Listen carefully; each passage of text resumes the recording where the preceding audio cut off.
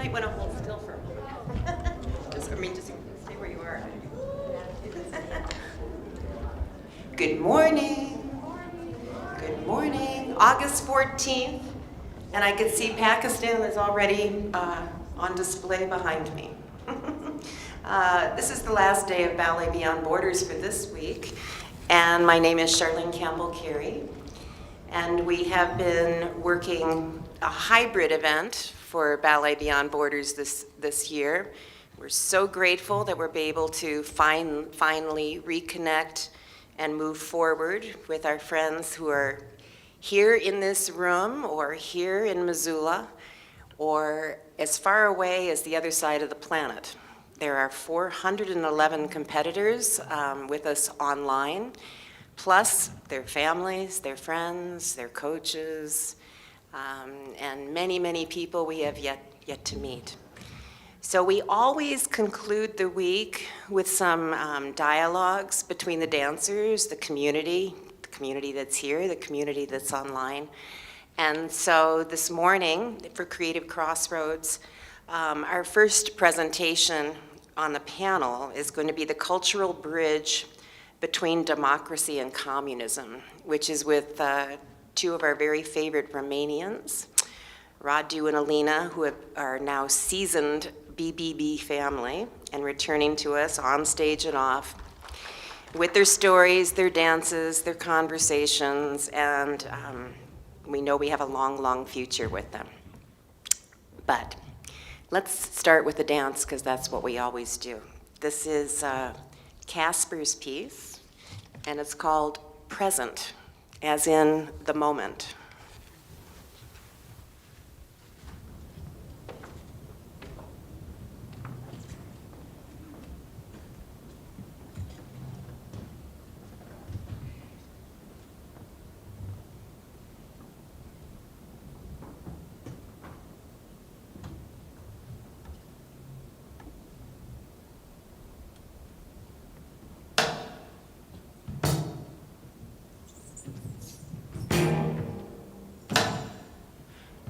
Stand in line, I don't pay for clubs for that, yeah.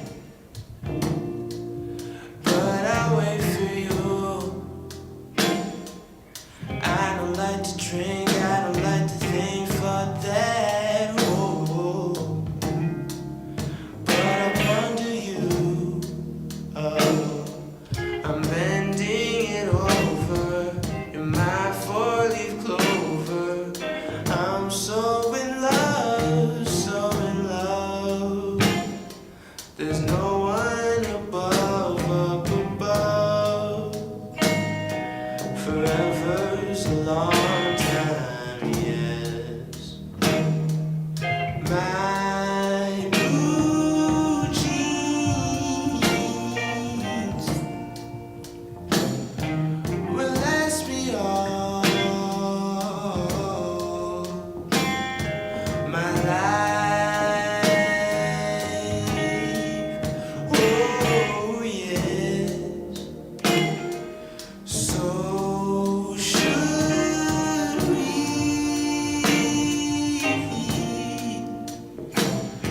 I'm spending all, yeah, this time.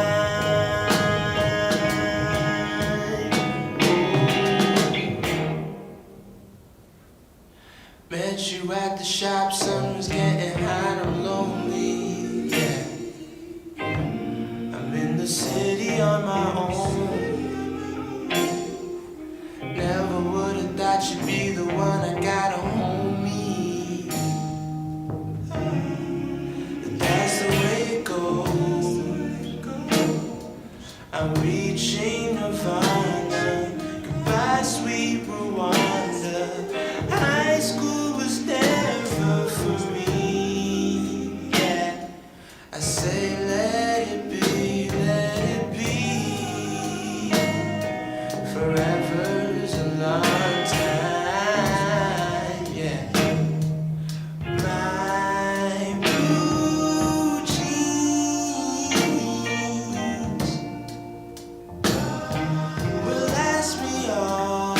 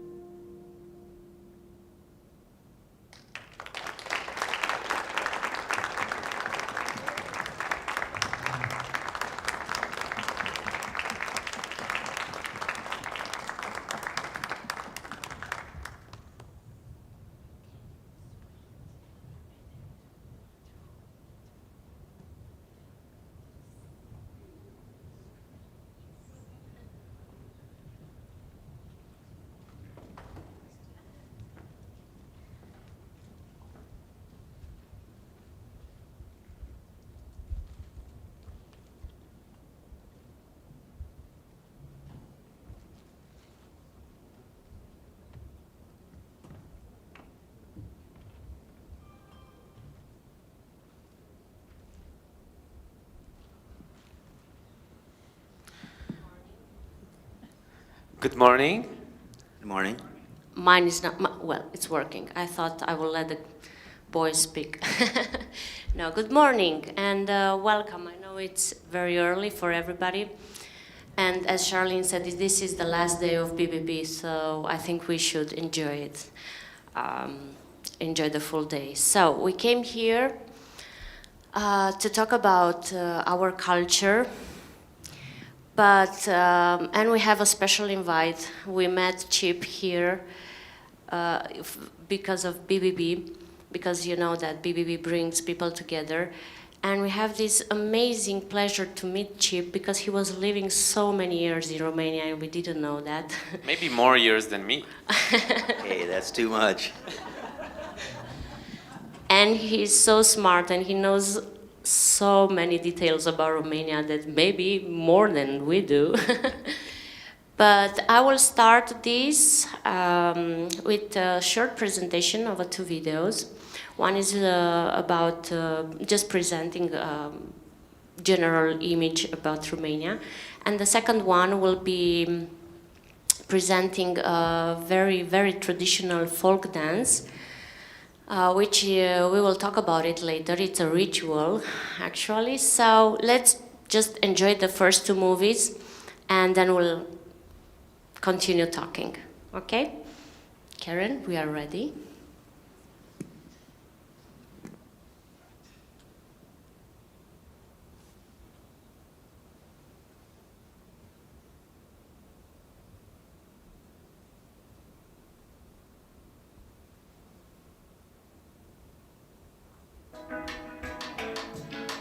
Welcome to Unilad Adventure. This week we're taking a look at some of the best things you can do in Romania. This episode will focus on Bucharest and Transylvania.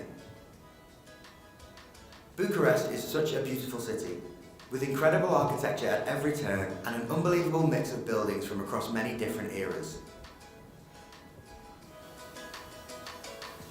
It's full of funky bars, including Karakuber, Bucharest's oldest brewery, with a stunning interior design and authentic food. There's also Lipsicani, which is filled with loads of great nightlife and surrounded by medieval streets. Macca Villacroce Passage is a picturesque passageway right in the centre of the old town, with a mix of bars, cafes and lots of places to enjoy shisha. Then there's the Palace of Parliament. It's the world's heaviest building and actually has 8 stories hidden underground. To this day it's still not complete, but there are currently 400 rooms in use there. Bucharest culture is extremely diverse, with everything from jaw-dropping facades to unique street art. If you're looking for the more old town appeal, then you should check out Sighisoara. It's full of beautiful cobbled streets with extremely colourful houses round every corner. Walking through this town feels like you've stepped right into a fairy tale. It's one of the best preserved medieval towns in Europe, and even has a spot on the UNESCO World Heritage List. Check out the historic clock tower and the idyllic square, which is filled with quaint restaurants. Sighisoara was also the birthplace of Vlad the Impaler, who was the original inspiration for the tales of Dracula. You can go and see where he was born to learn more about him and the life he led. Brasov is the capital of Transylvania. Here you can visit the Piața Sfatlui. It's the heart of Brazov's medieval centre and a great place to eat out. Head here in the morning and you'll practically have the whole place to yourself, but by night it's an entirely different story, as the square comes alive with bustling crowds and culture all around. You'll also find one of the narrowest streets in the world here. It's called Strada Sfori if you're looking for it on Google. Then there's the Black Church. Although not black in colour, it's the largest Gothic church in Eastern Europe. And Catherine's Gate, which is the last medieval gate that's still around today. From Brasov you can leave for one of Romania's best experiences, bear watching in the wild. You'll sit in a bear hide where you can watch these incredible animals from a safe but near enough distance. If seeing animals in the wild isn't for you, they also have Liberty Sanctuary, which is a place for rescued bears that have often come from the circus or being used for entertainment. They can no longer be released back into the wild, and Liberty Bear Sanctuary gives them a really happy life where they're taken care of. Now let's talk about Romania's castles. There are plenty of them to see here, but some of our favourites include Bran Castle, where the legend of Dracula began. It sits on top of a 200-foot cliff in the middle of Transylvania. Vlad the Impaler is said to have made this castle his home, and walking through the narrow corridors, you can really feel the history within these walls. There's also Peles Castle, a fairy tale-like Romanian palace that's one of the most intriguing castles in Europe. It's the former home of the Romanian royal family and is surrounded by breathtaking mountains and lush green hills. We didn't have time to explore the inside, but it's definitely worth visiting, with each room decorated in a completely different style or theme. If you're going to Transylvania, you have to check out the Transfăgărașan Road. It starts in Brazov and rises to a height of 2,134 meters. Twisting its way through the Romanian countryside, it's full of sharp hairpin turns and is one of the most exciting roads to drive along, with beautiful natural surroundings. On this road you can also travel to Balia Lake. Nestled in the mountains you'll find this stunning glacier lake. It's a great place to stop and take in the views, and you can even head to the restaurant for a nice warm soup as well. As far as authentic old towns go, we've already mentioned Sighișoara, but if you have enough time to explore further, we recommend checking out the charming village of Vișciri. If you want to get a feel for rural Romania, this is the place to see. With unpaved roads, historic houses, and local animals roaming freely, horse and cart are still a standard form of transport, and many traditional jobs like blacksmithing are still an everyday thing here. It really is like stepping back in time. Finally, we recommend checking out Sibiu. On our trip, the weather wasn't on our side, but we promise this place is stunning in the sunshine. It sits at the foot of the Sindrel Mountains and is known for its houses with eyes. The window frames atop the tiled roofs always appear to be watching you as you walk through the aged streets of this quaint Romanian town. This is Liar's Bridge. According to legend, the bridge will collapse if you stand on it and say something that's untrue. Well, that's all we have time for this week, but thanks for watching. Don't forget to drop your recommendations for Romania in the comments below. Like this video if you enjoyed it, and subscribe for more of the best travel tips and videos from around the world weekly.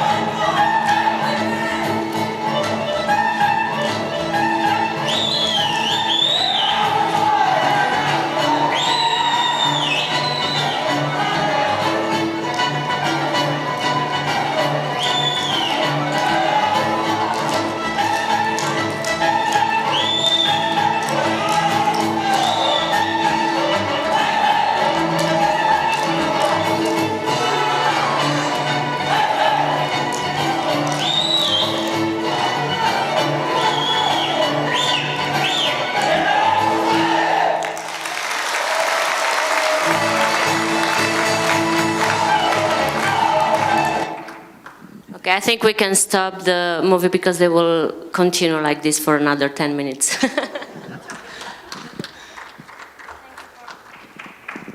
Thank you for watching this. Chip, do you feel nostalgic about the first video? I do. There's so much about Romania that's cosmopolitan, but also there's this incredible respect for rural Romania. And a lot of what we just saw here, both the dance and that short documentary, remind me of the Romanian philosopher, the Transylvanian philosopher, Lucian Blaga, who one time said that eternity is born in the village. So there's this continuing respect in Romania for things, traditional dances, traditional music, village architecture, and things like that. You're so right. Art and culture developed so much in the countryside, and this was because of the communist regiment who increased the political, they have this cultural strategy to rise up the communism party through art and culture. So in the name of the party and the glory and in the name of the party, they raise up the culture in the village and countryside. And that was amazing because everybody had a chance to be discovered. And everybody had a chance to work hard and become an intellectual or a great artist or just a great Olympic performer. So you are right. We are very humble, but in the same time we have a lot of great values in our country, and it's this mixture between old and new. And the old is so authentic, and it's so full of tradition and a lot of history, value of history. And the new world that we are living is trying to keep those traditions and embrace the intercultural exchange also, because we see it as a light at the end of the tunnel. But unfortunately, a lot of our values just disappeared, and this came with intercultural exchange, of course, because we embraced maybe too much in other cultures. And this is just a minus of this aspect. But on the other hand, we have now such huge events, international events, and on the other side, Romania developed so good on international events. Like we have, I think, Chip's favorite, Thief. It's an international movie. Can you talk about the Thief? Sure. TIFF stands for Transylvanian International Film Festival, and it occurs right after Cannes Film Festival in France, and people from all over the world show up, including the actors and the directors, and great films that go on for days, and great parties too. And this is in Cluj, where one day we hope to bring Ballet Beyond Borders.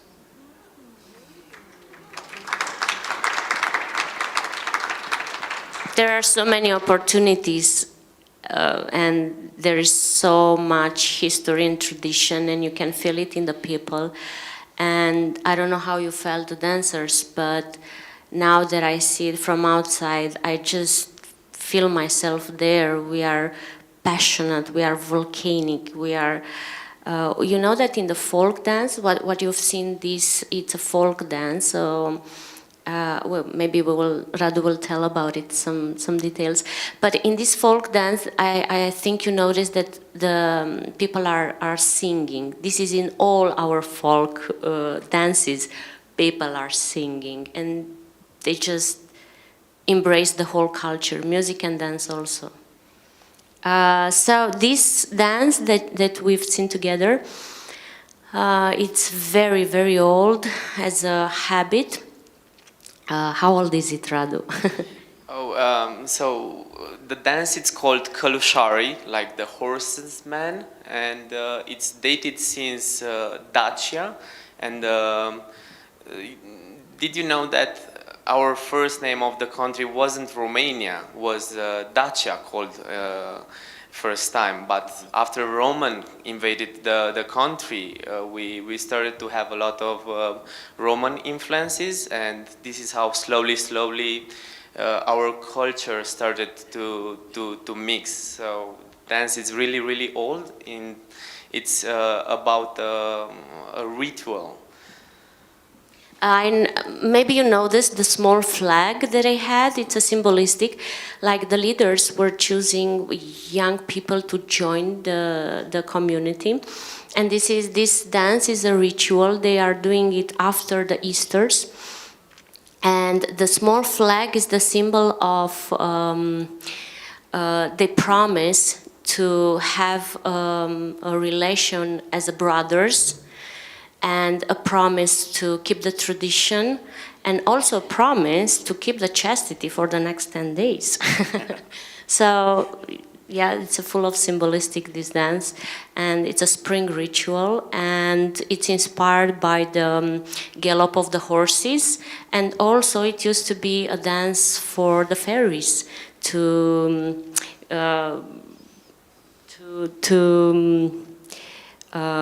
protect people from the fairies.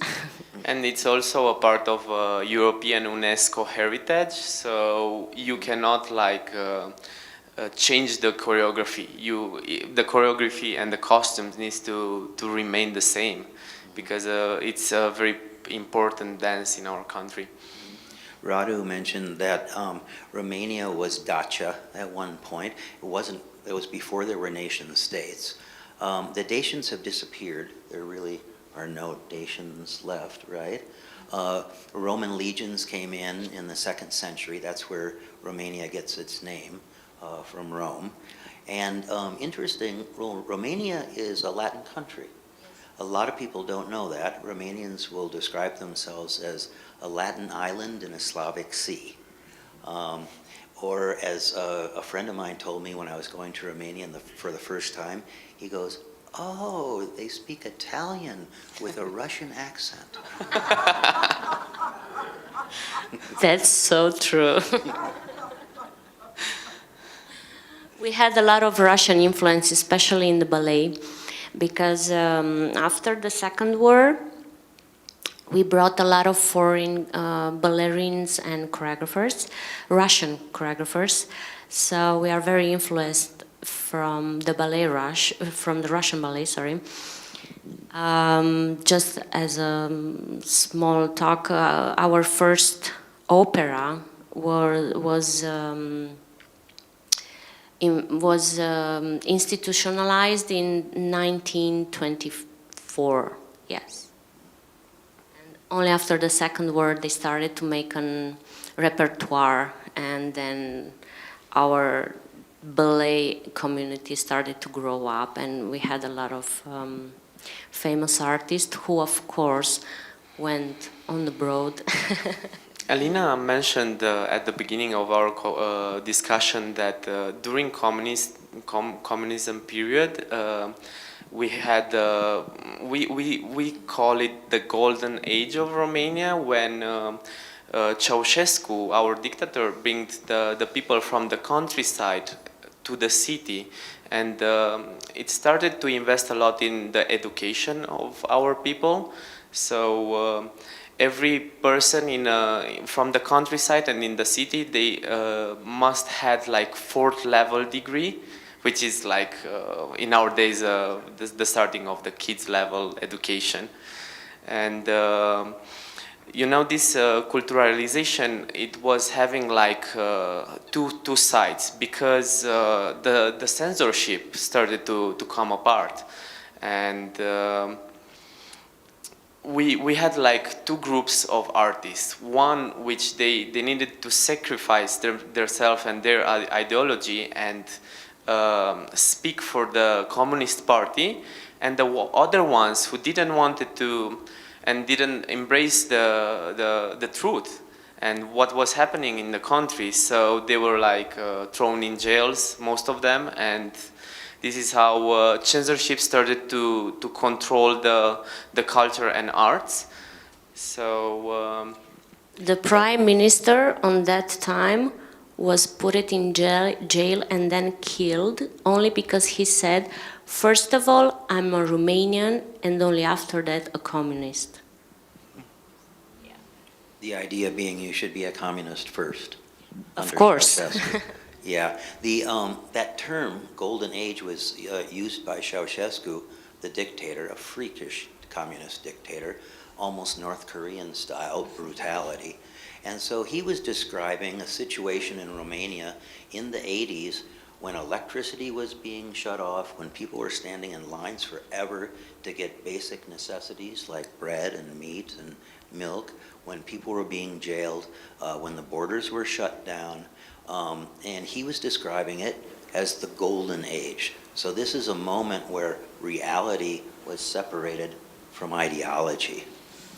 So when people use the term the golden age in Romania now, it's usually ironically, heavily ironic. It was only as an ideology, because the ideology was to increase the cultural level of the youth especially. And yes, of course, if you read about it, it could sound so great. Like they had these main events. One of them was Daciada, and it was a multi-sport competition, which was in all the country, in all the levels. It was interested in fabrics, in schools, in military system, in everywhere was. It was developed in, so the final competition was in 2 years. So 2 years, all the country was preparing for this competition, and a lot of Olympics winners were found through this competition. So this is a plus. You can see it as in a good light, because everybody had an opportunity, which is so different than nowadays. Everybody had opportunity, especially the poor kids. If you're talented, the party will take you, the government will take care of you, will give you accommodation, food, just to be, just to have the proper environment to prepare your abilities. And then the second one was Cântarea României. It's singing of Romania, but it's in the communism way, like we are glorifying what Communist Party was doing for us. So all these values that we had, it was because of the party. So that's what they wanted to put in the light. And of course, Ceausescu developed a strategy for youth people and for individuals. He was taking care of individuals, and he was taking care of developing the creativity and to raise up a new generation. The whole philosophy of communism was to reborn a new man.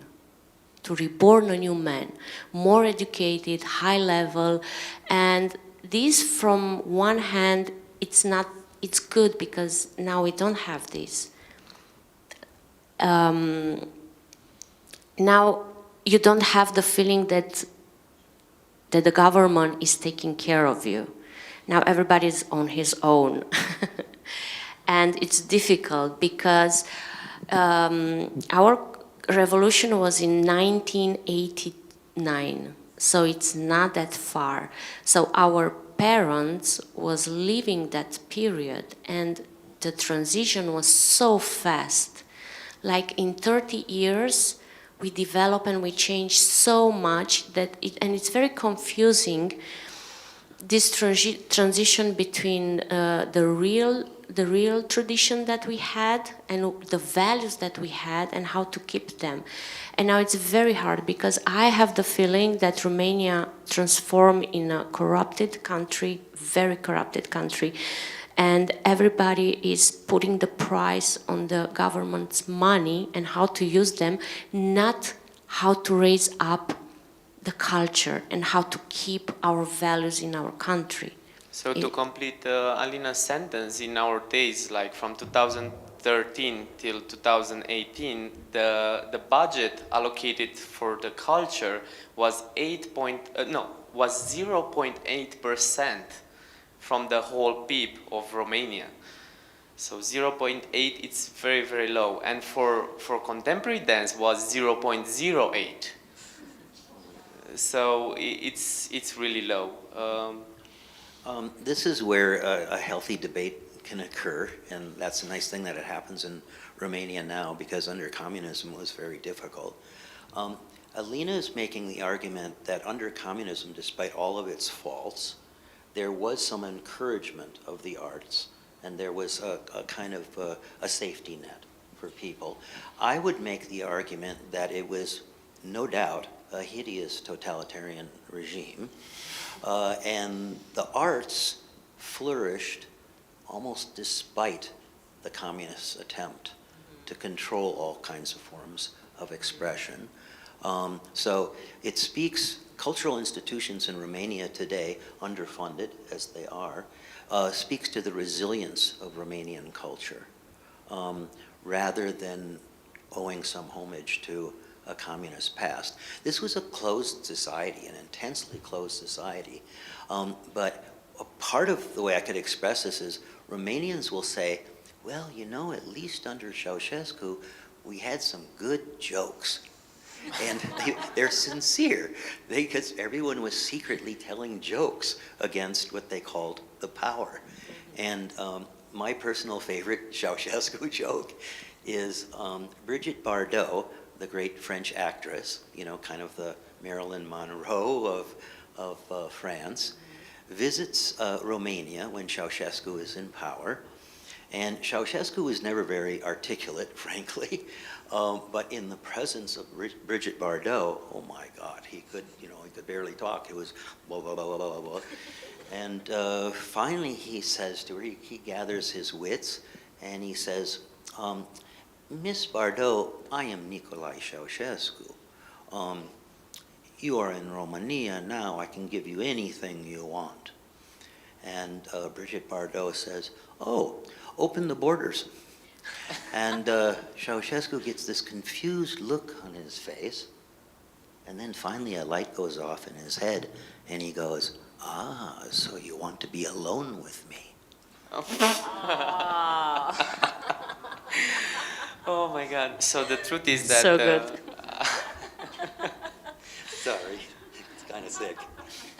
So after the revolution, you can imagine, because you couldn't find chocolate or bananas because of rationalization of the food. So the food was, you needed like a special ticket to get a small portion.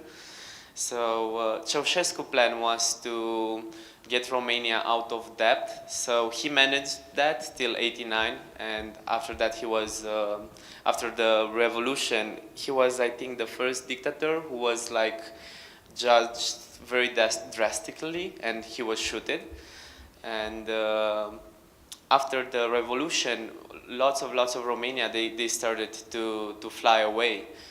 For example, even a huge part of my family, 3-4 members are in Italy, another 3 are in England, 1 is in Germany. So we are all like very spread because of what happened. People thought that in Romania they cannot develop anymore, and now for us, for the 3rd generation after, it's a struggle, because we always think, okay, we should stay here to invest in our culture, to invest in the future generations, or we're supposed to leave.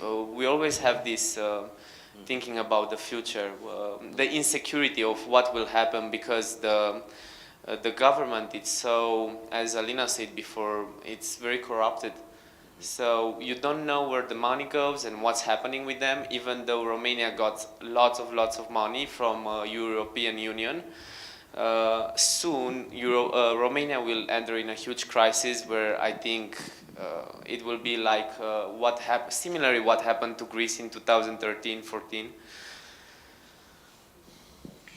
And nowadays there is this another discrepancy. Nowadays in Romania, so Romania used to be a mass consumering, mass culture consuming. And nowadays there is not that much. If you want to do a profession from an art, you have to do it on your own. So when it was the communism regime, everybody could do art, everybody could do any kind of sport or cultural activity. But nowadays, if you want to do it, you have to be sure that you make a profession from there. So it's a kind of, we feel that everybody's in the jungle. You live or you die. And you have to find support, financial support on your own. And of course you have to, this is another problem, that you can have the financial support, but you don't have the cultural market well to put your product. And the structure. And the structure also, because we had a lot of infrastructural cultural places, like for example Ceausescu built for all the sports activities and all the cultural activities. He built a lot of operas, theaters, cultural houses and student cultural houses, which is different. Like in cultural houses, this was in the villages, and they were making activities, art, cultural, literature, sport activities, dance activities, and then in the universities, they started to develop these places where students could be, and youth people could be educated more. So now we still have those places, but but they started to become more real estate than a cultural house, because they started to just take advantage of the venue, rent it for business conferences. And then if you want to do, for us, for example, we are working on this kind of institute. But if we want to make performance, nobody cares about it. Is that bringing money or not? If it's bringing money, okay. If not, they are just, because this institute is still financed by the government.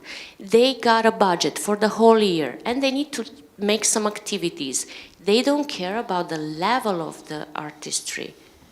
They just make the check so they can bring back the papers to the government. Oh, we did this. You gave us money and we did it. We did all the activities. And this is very hard for us because we want to do a performance there.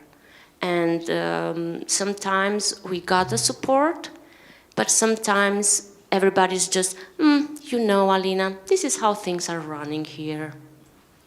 And it's so disappointing. The truth is, it's a huge lack of cultural management, cultural promotion, cultural marketing, and the problem is rising from the foundation. So we don't have the cultural foundation to grow up from that. And management, strategy, and mission, and yeah, Rad was right. It's such a lack of cultural management in Romania. Even if you have the skills to do it, you cannot do it because you're not in a party. You're not in politics. You need to be in politics to have a spot in a cultural house, for example. So, Chip, do you still feel, sorry, do you still feel a little bit of communism part in the institutes, maybe, as a way of thinking? Yes. Romania has been violated by almost all of the ugly ideologies of the 20th century. There was an authoritarian monarchy, there was fascism, and then there was 42 years of freakish communism. And these communists didn't just disappear. They no longer call themselves communists. They call themselves social democrats, which makes no sense for us in the West. A social democrat would be, say, the government that's in power in Sweden or Denmark. So they've changed their names, but they still have that lingering communist legacy of corruption, helping out your buddies, punishing people who disagree with you. But there is still this kind of, I don't want us to paint too dark of a picture here, because there is this resiliency, and this is part of the reason I fell in love with Romania. There is the Transylvanian International Film Festival, which is world class. There is the Sibiu International Theater Festival, which is Sibiu. You saw a little bit in the movie about Sibiu. That's not far from Cluj, where we hope to have BBB. That theater festival is the third largest in the world. It's amazing. There are fashion festivals. There's a vibrant cultural life. And there is Georgianescu also. It's a Yes. huge festival, music festival. Georgianescu is a Romanian musician, composer, and he's very famous. And we are still doing this festival to homageate him. Yeah. But there is, what Radu said, there is this phenomenon, especially among youth in Romania. It's almost like the Clash song, Should I Stay or Should I Go? You know, if you're highly educated, you're talented, the question is, will I be better off in Romania, a country that I love, or will it work better for me in Italy or France or Canada or the United States? I think it's not enough time to speak of so much history, what happened in Romania. So because we want to listen also other opinions, we encourage you to put us questions. Unfortunately, we cannot stay anymore on stage, even though we want it.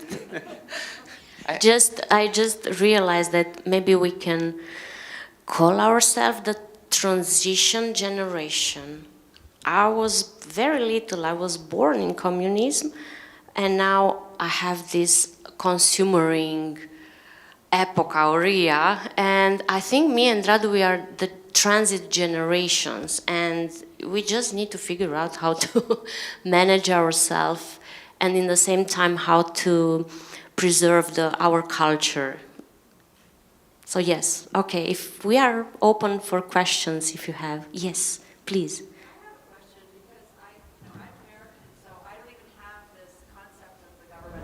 The arts. It's not, it's not, you guys have this reference of the history we had and now we don't. How do you both, because you're so talented, what does your individual life look like as artists in Romania? Like, are you putting on shows? I know you have a school, but how does that work if you're telling me that the appetite for it is not there? How do you guys survive as individuals? I'm curious. That's a very good question. First of all, by working hard, working almost every day, and we don't know when it's Monday and when it's Sunday. And as we have our favorite joke, me and Rad, when we are tired and we want to feel like humans, we go home and open the TV. That is the most human thing that we could do. So we work a lot. We take a lot of opportunity that they came that they are coming.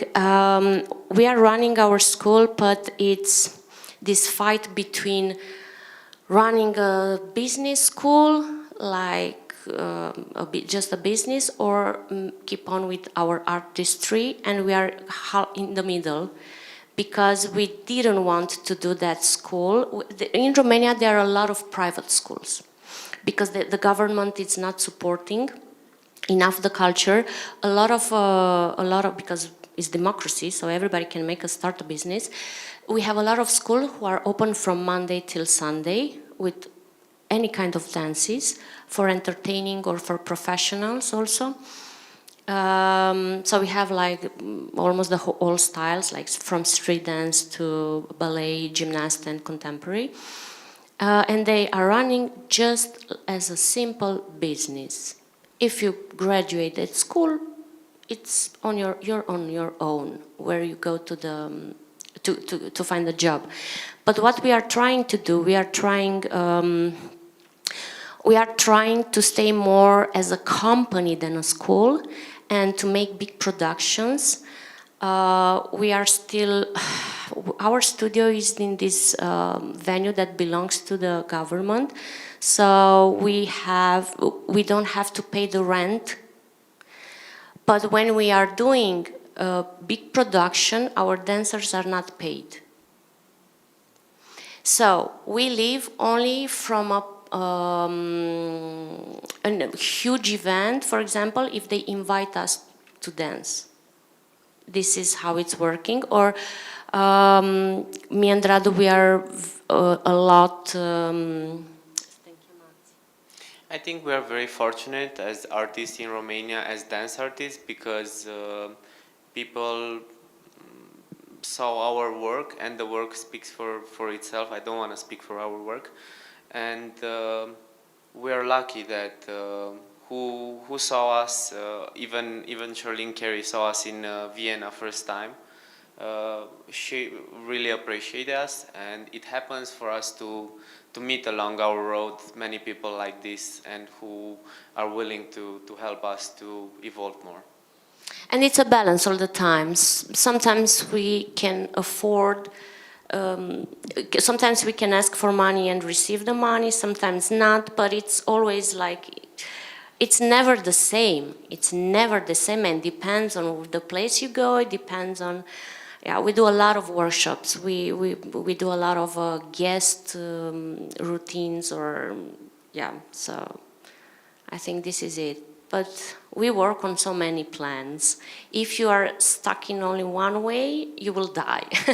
In Romania, you will die. So we need to open all our possibilities. Yes, Michel? Something very quickly about an important component of the culture, which is the gypsy one, which produce filmmakers like Gatliff and Costa Rica, well, Romanian. Tony Gatliff, who did the film Lacho de Rome about Roma people, he's French. I don't really know of any Roma film directors. No, he's, Costa Rica is from Serbia, I think, or, yeah. Yeah, there's a very vibrant Roma culture or gypsy culture in Romania. They tend to focus on particular professions like music, or they might be tinsmiths, or and each village seems to produce a certain kind of craftsman and craftswoman. And Romania does have the largest concentration of gypsies in the world, actually. I happened to meet the Gypsy Elvis one time, and that was quite a treat.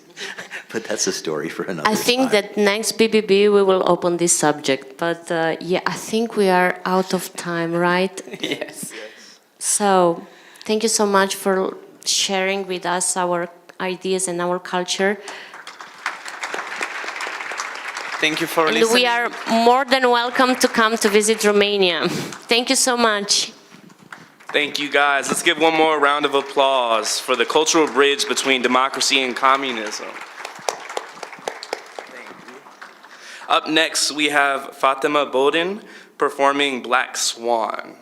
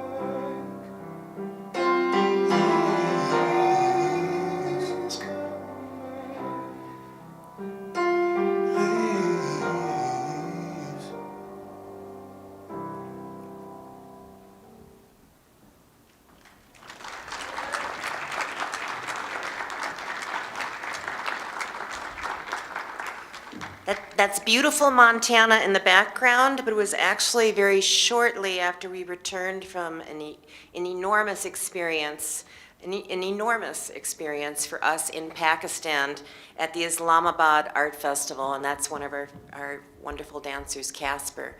Next up on this morning, Afghanistan, Graveyard of Empires.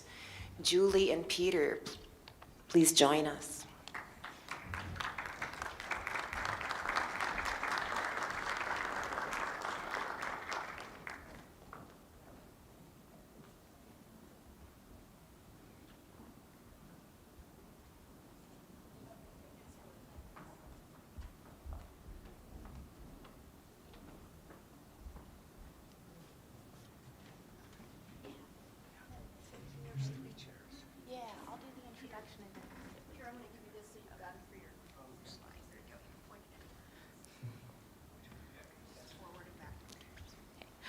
Well, welcome everyone today. Thank you very much for being here. It's my very great pleasure and honor to introduce our next participant in today's conference, and that's Peter Busian, who is I need to pause and think because he has done so much. He is a filmmaker, a screenwriter, a photographer, and he has been a consultant on media and communications to a number of organizations, including the United Nations and USAID. He has even been an actor.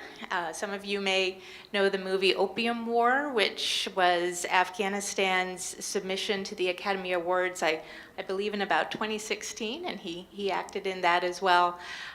So a very illustrious career. He focuses on humanitarian issues, particularly with refugees, which has taken him all over the world.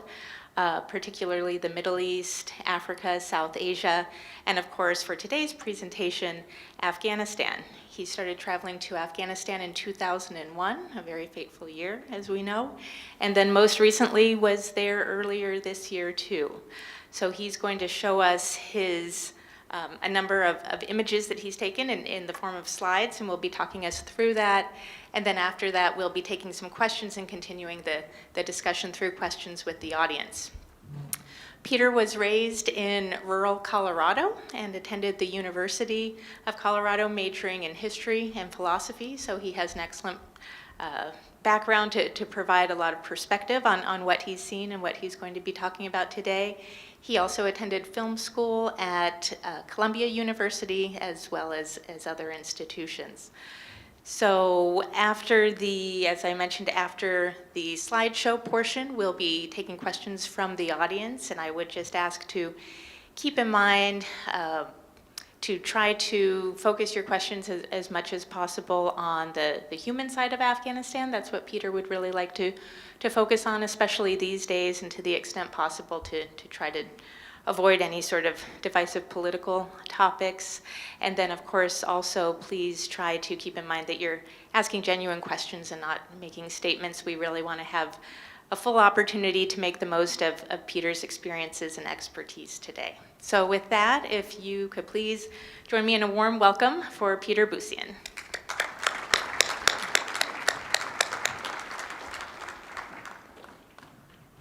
Thanks, Julie. Can everyone hear me? Oh, turn it on. Now? Yes, okay. Actually, before I do that, Julie, can you say a little bit about yourself? Because you actually have a very interesting history with Afghanistan as well, and I just want people to know, who is up here with me, because Julie has quite an illustrious time in Afghanistan as well. Well, thank you, Peter. I see a lot of familiar faces in the audience, so some of you may already know. Before coming here to Missoula, my husband and I worked at the Defense Intelligence Agency for a number of years, and while I was there through the late 1990s, Afghanistan was one of my focuses, and I traveled there at that time as well. I made 4 trips into Afghanistan in the late 1990s period, did some consulting with that afterwards, and then had a big change of plans and came here to Missoula to become an attorney, and met Charlene through one of my children who herself and I think for the whole family have benefited invaluably from BBB and RMBT through the years. So that's, I guess, kind of my story in a nutshell. But I'm looking forward to moderating some of the questions. I have some of my own to ask, so we should have a great discussion after Peter's slide presentation as well. Thank you. Okay, fine, Julie. So I'm not supposed to mention that you found Osama bin Laden. That's fine. Okay. Okay. Well, so my story with Afghanistan is interestingly enough kind of wrapped up in a little bow now. I went there just a little over 20 years ago, the first time in the spring of 2001, and I had been doing refugee pictures all over, in various places, the Balkans and Africa and Latin America for different organizations, UN and NGOs, but focusing on refugees and displacement of people and what we call international development issues. So that's really my specialty, and it was my specialty visually as well.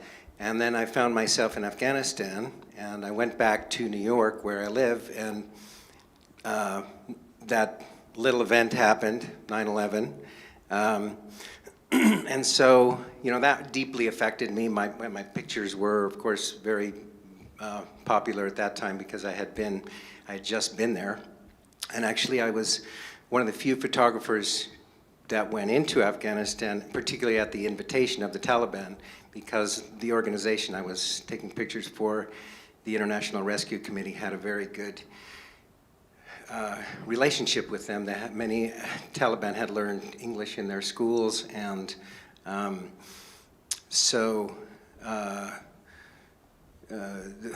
they had a good relationship. I got to know the Taliban. I mean, at the time, I, of course, didn't know what would happen later on, but they were trying to get good publicity because they had just blown up those large Buddha statues up in Bamiyan, and they wanted me to come in. And as the guy who gave me my visa said, here, after I had been waiting for a month, finally I got this visa to go in, and he said, here, go and show the world the real Afghanistan. And then as I was walking away, he said, yeah, but remember, no pictures of people or animals. So, which luckily was in the days of film, and I did take lots of pictures of people and animals. I suppose in the digital age, I wouldn't be able to get away with that. The point here is, the Taliban did not like any artistic rendering of living beings. So that's why he did not want me to take pictures of people or animals.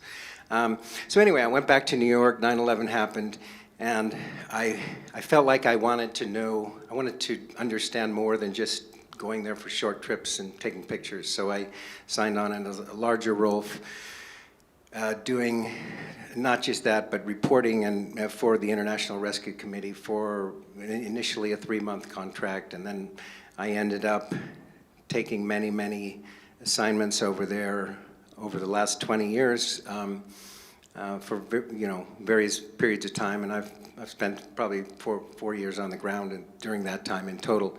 And my last trip was just 2 months ago when I knew, we all knew that this was going to happen to Afghanistan. I don't think anybody could have predicted how quickly it happened, but everyone, for many, many years, people who have been there and working there have known that the Taliban needed to be part of the conversation because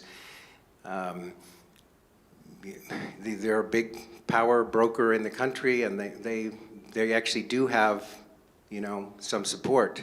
So it's oftentimes reported here that they don't have any support at all, but it's not true actually, because one thing the Taliban do provide to Afghans, and particularly in the rural areas, is security, which the government has not been able to provide. So here we are. For me personally, the last week or so have been an absolute tragedy. I have many friends there. In fact, I've started a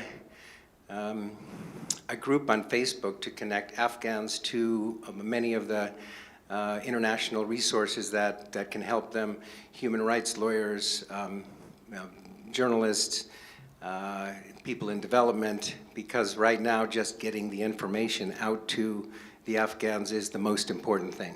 And that's why I've changed a bit the focus of this talk, because it's an emergency situation. People are dying right now. As you all know, Kandahar has now been taken, the second largest city, Herat, the third largest city, has been taken. Half the country is now taken by the Taliban. And by the way, that's going to be for the next generation. The US has no intention of countering that, and nobody else has any intention of countering that. So this is the situation we're in. The US is providing 15,000 emergency visas to Afghans who have worked directly with the US government or with contractors. It's absolutely not sufficient at all. And not only does it, basically you have to have worked for the US government for a certain period of time. I'm telling you, when the Taliban go in there and they're not parsing out, did you work for the US government or did you work for any Western organization? Any Afghan who worked for any Western organization is a target. Any Afghan who worked for the media is a target. Any Afghan who would be considered an intellectual is a target. And even Afghans who are part of the professional middle class that has been created over the last 20 years are targets. To say nothing of half the population, the women in Afghanistan who the US has gone in there for 20 years and given them hope. And this is very emotional for me. I can't believe we live in a country that would do that for 20 years and then just leave. It's not the country I want to live in. And I don't even care if we had been there. We have to act in a humanitarian way for the Afghans. But the fact that we're there, we have a responsibility. I mean, you can definitely argue we never should have gone there in the first place. Yeah, but we did. And we kind of broke it and we own it, and we can't just leave. So, and as you've seen, as we've learned, Biden's even learned that you can't leave, because he left, and guess what? A week later, 3,000 soldiers are going back, to help the U.S. Embassy evacuate, basically. So, anyway, but this is nothing new. The history of Afghanistan is known as the breaker of empires. The Russians, it broke the Soviet Union. The Brits tried to go in there twice, and they got kicked out twice. Alexander the Great couldn't do it. It's a tribal country, and it's kind of unconquerable. It's one of only 2 countries in Asia that have never been colonized. But it's not even, it can't even be ruled from internally. I mean, one of the mistakes the US made was to try to centralize the government in Kabul. But Afghanistan has never been a country that has a strong central government. All of the power resides in the regions with the regional, with the regional warlords, right? Dostum in the north, Ismail Khan out in Herat, and a lot of others.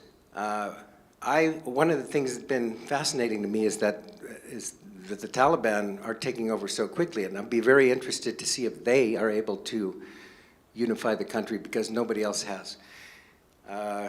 So anyway, I guess should we look at some pictures? This is a book I did in 2016, and it's just a bunch of pictures of my time over there. So I'll just go through that. Since just some schoolgirls. I think maybe I should let Julie ask me questions, because I think some of the questions might cover what I want to say next. I probably talked too long, right? Not at all. No, that was I'm sure we found that all very fascinating, and you had indicated originally you wanted to avoid politics, but I'm glad you brought it up, because I imagine we do all definitely want to know your opinion, so I appreciate that you shared it. I spoiled it already about the politics. No, that's great if you're comfortable with it. But you brought up some really interesting points, namely that it sounds like it is your thought that the Taliban should be included in some sort of discussion of Afghanistan's future, and there's been an effort for a number of years, and I think in theory the hope now that somehow there could be a negotiated solution. Do you think that's realistic, or what do you think the U.S. should do in terms of looking forward in Afghanistan now? Well, it's too late, unfortunately. I mean, they have taken over too much. I don't think there is any negotiation going on. The only way there could be negotiation is if the U.S. is going to put a significant number of soldiers back in Kabul. That's the only type of negotiation, in my opinion, is going to happen. Otherwise, it's too late for that. That should have happened many years ago. I mean, I think it's a good lesson for this country, because when you know, look, we have these countries and we have all kinds of different groups there, and when you ostracize certain groups, they become more extreme, and you can actually modify them by including them in the conversation. You know, this has happened in Palestine, it's happened there, it's happening here with our country fracturing as well, and I think it's a lesson in, you know, let's have dialogue before there's bloodshed.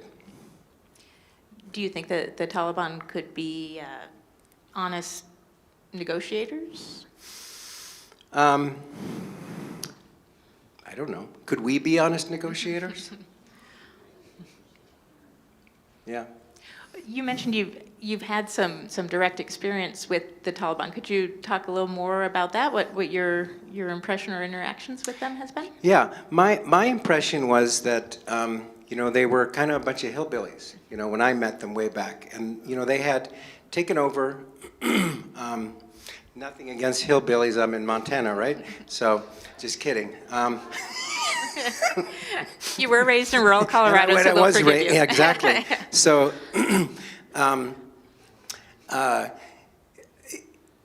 what's the question? What your impression of them has been? Yeah, so, look, when they took over in 1995, they really had not had a lot of experience. They just kind of came, you know, they were given birth in those camps in Pakistan, and they just came in, and they were not sophisticated. They definitely had some odd views, but at the time, I did not think they were some kind of global terrorist threat, the way, you know, they were viewed later on. But that was before 9/11, so of course that changed them and everybody's viewpoint. And on a personal level, I liked them, actually. I found them very genuine. One thing, and true believers. You know, they were true believers. And one of the things you can definitely say about the Taliban is that they do not have a reputation of being corrupt, unlike the current government, which is completely corrupt. So their religious fervor gives them some level of authenticity, and I think maybe a tendency to be less corrupt. That I'm not saying that I agree with really any of their views, but you know, I did not think they were terrible people when I met them. Do you think, based on your own experiences, that their views can be moderated? Oh boy, I have no idea. I mean, honestly, I think the problem is this: they've been sitting out there for 20 years, and I think they've become hardened. They've become very well trained. They've become much more lethal. What I've heard from people in the field is that, you know, they have the same views as they ever had, but they're just much more effective and efficient. You know, they've learned how to kill much more efficiently than before, how to make big bombs, you know. What's your perspective on what regional countries or the international community should be doing right now? Well, the most immediate thing is that we have to figure out a path to help the Afghans. And, you know, all of this intellectualizing and were there mistakes made and should we have gone in and all the rest of it, I think, needs to go to the side. You have to figure out how to save lives right now. Save lives. And we you know, as I mentioned, I'm on this Facebook page, which has kind of gone viral, and it's kind of a, you know, a digital online railroad. You know, we're trying to figure out how to get people out of the country, and, you know, Pakistan does not want to have millions of refugees there again. And, you know, Iran has been letting a certain number in, and then Tajikistan in the north, they're getting in, but not anywhere near the numbers. So there needs to be a lot more visas and amnesty given out by Western countries. Canada just announced that they're going to allow 20,000 in. The U.S., in its typical bureaucratic absurdity, you know, has these like rigid regulations. I mean, the Taliban is not going to notice if you worked for the U.S. government for 2 years or 1.5 years before they shoot you in the head, you know? So that's always my frustration with the U.S. government. So we just need to figure out a broad amnesty to bring a lot of Afghans into this country. I mean, I would advocate for hundreds of, you know, 100,000, 200,000. You know, settle them up here on the High Line where the towns are emptying out. This country is still empty, you know? We can easily bring in more people, and they're hardworking. Interestingly enough, my Afghan friends who have settled in the U.S. or other Muslim friends, they much prefer to settle in conservative parts of this country because it's much more in line with their values. They don't want their daughter running around in a miniskirt in the mall in L.A. They'd much rather move to rural Montana than that. So I think we could bring a lot more in, and that's the main thing that needs to happen with this country as well as European countries. And a lot of them are also trying to go to India, but now I've heard that they're cracking down on that. So we got to figure out how to get a lot of people out of that country. Do you think now would be, I know originally we discussed maybe doing the slides and then taking some questions. Do you think now might be a good time to open it up to some questions as well, or did you want to cover some of the slides first from here? Why don't I just go through these slides, because I've kind of been doing this halfway. This was I did a film there, as Julie mentioned, Opium War, and this was my co-star. Hazuri is his name, and he was a Sikh who had lost his war in the Mujahideen times. And I ran into him a few years later. He was in jail because I don't know, somebody got shot. I don't remember the details. I think he shot someone. That's the kind of stuff that happens over there. Anyway, that's up near Pulikumri, which has now been taken by the Taliban as well. It's just a boy on the street.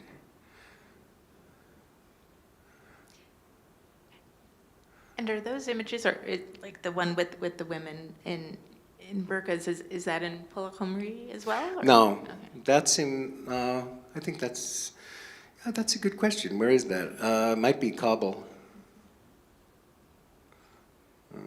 Not sure. This is in Herat. There was a big famine, and this lady was not happy. And This is a street photographer in Kabul. He had this old Russian camera, and I used to see him there for years, taking pictures of people still with that old camera. And were these all from around 2016, or do they span the last No, 20 years or so? they're Mhm. between 2001 and 2016. A lot of them are quite old, actually. Most of these are shot on film.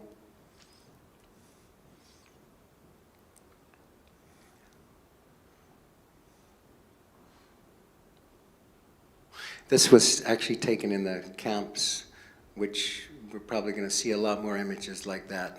These vast camps with Afghans living in tents. So were those internally displaced within Afghanistan? Those or were they in okay. Pakistan, that particular one, yeah. This is some street musicians. You guys are all musicians, so there's some wonderful music there, wonderful music culture. Here's some people returning.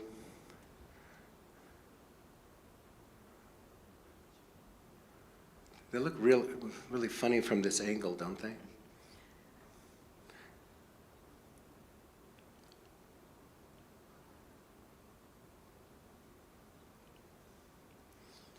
I have a very bleak aesthetic, as you can tell.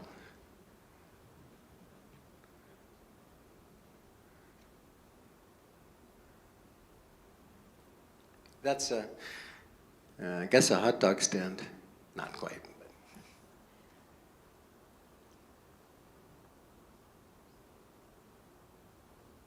This is a very high mountain pass, Subzak Pass, in the western part of the country. I think I was riding in my car went off the road, actually, and then we took this picture. Oh, that's me. I'm playing buzkashi. I don't know why it's so small. Do you recall where you were for that one? Sorry? Where you, which part of Afghanistan? That was up in Bamiyan. Yeah, Bamiyan, where the Hazara people live, who are the descendants of the Mongols. Anyway, so I just wanted to go through those a little bit.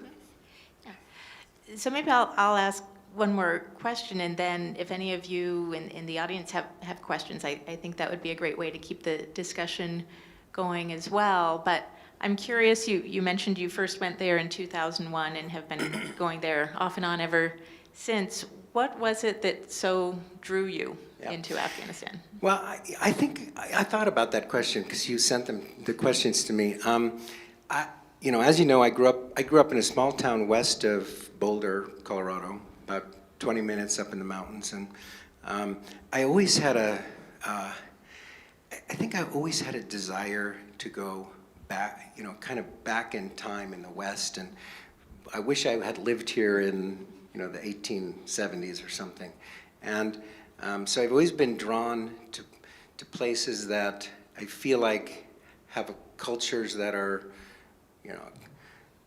existing before there was a Walmart everywhere, and so like I spent a lot of time in Mongolia as well, which for me was, I actually said this when I came back, and I had only been to Montana one time. I said it looks like Montana if the Native Americans had won, so not that they lost, but that maybe before the Europeans came here, and Afghanistan was similar to me in that way. So was the landscape, which is very similar to the American West. I mean, it's a lot of mountains and deserts. But then also I had read various, I'd read about it. I had this romance of, the Khyber Pass and all that stuff. And then, of course, it was in the news a lot, too. So I was always, in particular, kind of enamored with Afghanistan. And then I went there, and it just felt right. I remember the first time I went over, the pass to Kabul, and I felt like, this is a place I'm connected to, just organically, viscerally connected. And I knew that I would be spending a long time there. Are there any questions? Okay, great, thank you.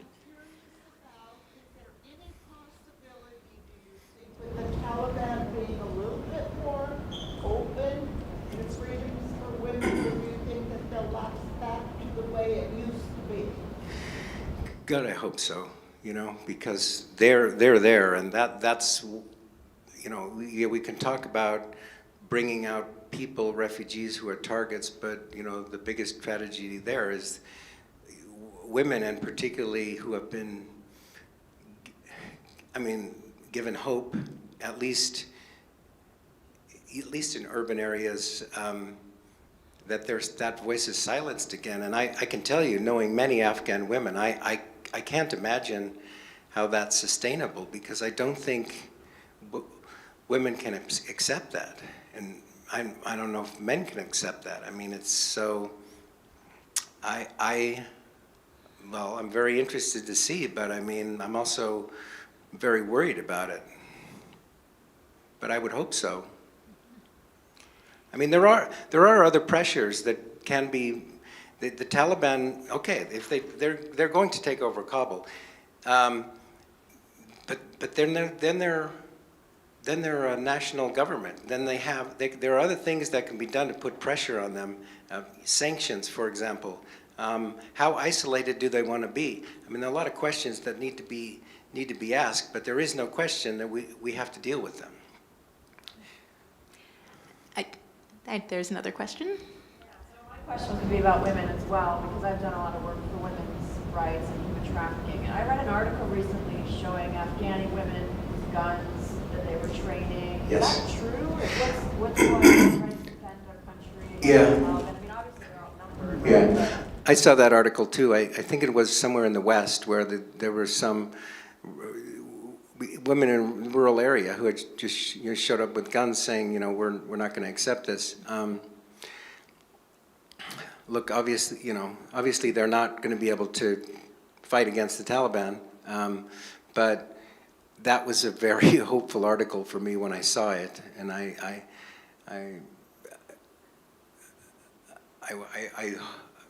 hoped that what's happening now wouldn't happen, but it's happening. And look, I can't believe we live in this country, 25% of our budget goes towards the military. We have the larger military than the 10 next countries in the world. What the hell is it there for? If we can't protect our friends, that we were friends for 20 years, I don't think we should go anywhere anymore. Let's just stay here. Put all the troops around the country, but we shouldn't go anywhere, because this is, I don't want to be associated with a government that has that kind of a value system. And it's very interesting though too, because you mentioned Opium War, the film I was in, which was by an Afghan filmmaker named Sadiq Barmak, who is their most well-known filmmaker. He won the Golden Globe for a very well-known film called Osama, which was a beautiful film about a girl growing up in the Taliban time who has to pretend to be a boy to go to work to support her family. And the ending of that film, which is, I play a racist white officer in the military, total, horrible person, right? Like I am, right? So I'm not. And then there's a black soldier, and the story is we crash our helicopter in the desert, and then we have to survive. So we have wounds, we smoke opium, and then we befriend an Afghan family, a very dysfunctional Afghan family. It's Hazara, Hazuri, that guy I showed you, the one-legged Afghan. He's the patriarch of the family, and he has 3 wives. And one lives in an old Russian tank, one lives in like an underground house. Anyway, they all squabble among themselves, but we befriend them, and eventually we become friends. And then at the end of the film, an American helicopter shows up in the sky, and we flag it down, it lands, and then we just leave. And it's completely what actually happened, But I don't know. Is that who we are? We can even look at Afghans for a role model. The reason the U.S. attacked Afghanistan um, after 9/11 was because they had Osama bin Laden, who you found, and they wouldn't give him up. So they said, give him up. But there is a very serious value in the Pashtun culture. So the Pashtuns make up the core of the Taliban, and they're from the eastern part of the country. And it says that you cannot kick anybody out of your house. And even if it's your enemy, you have to give shelter to that person. And if somebody comes for them, you can't give them up. Well, what do? We just, use people, and when it's convenient, we just leave. So I do understand that, we didn't want to stay there and have soldiers continually,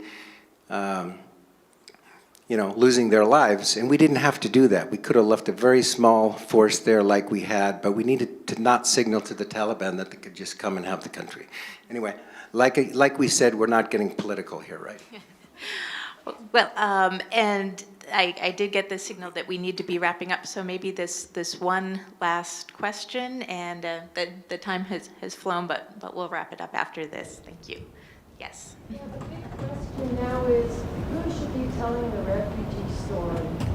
The refugees, white people, and that's what I'm hearing. Who should be telling the story?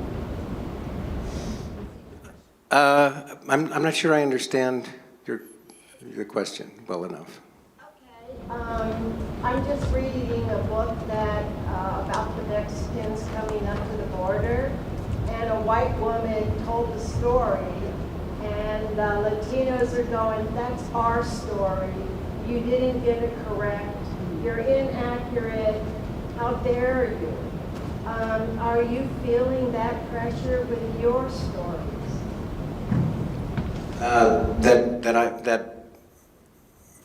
No, well, you mean that because I'm not Afghan, that I shouldn't be telling their story? Not so far. You're the first one. All right. But there could be more.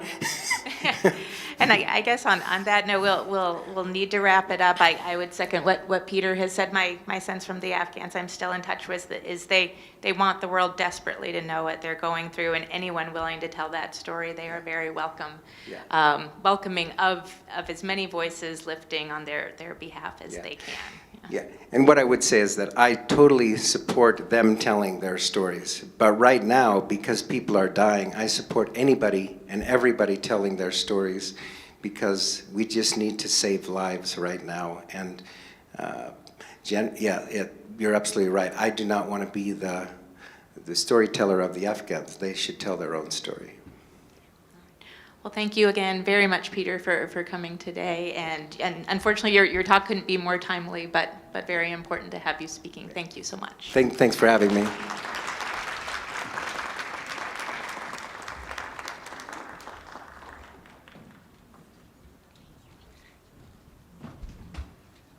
Thank you very much.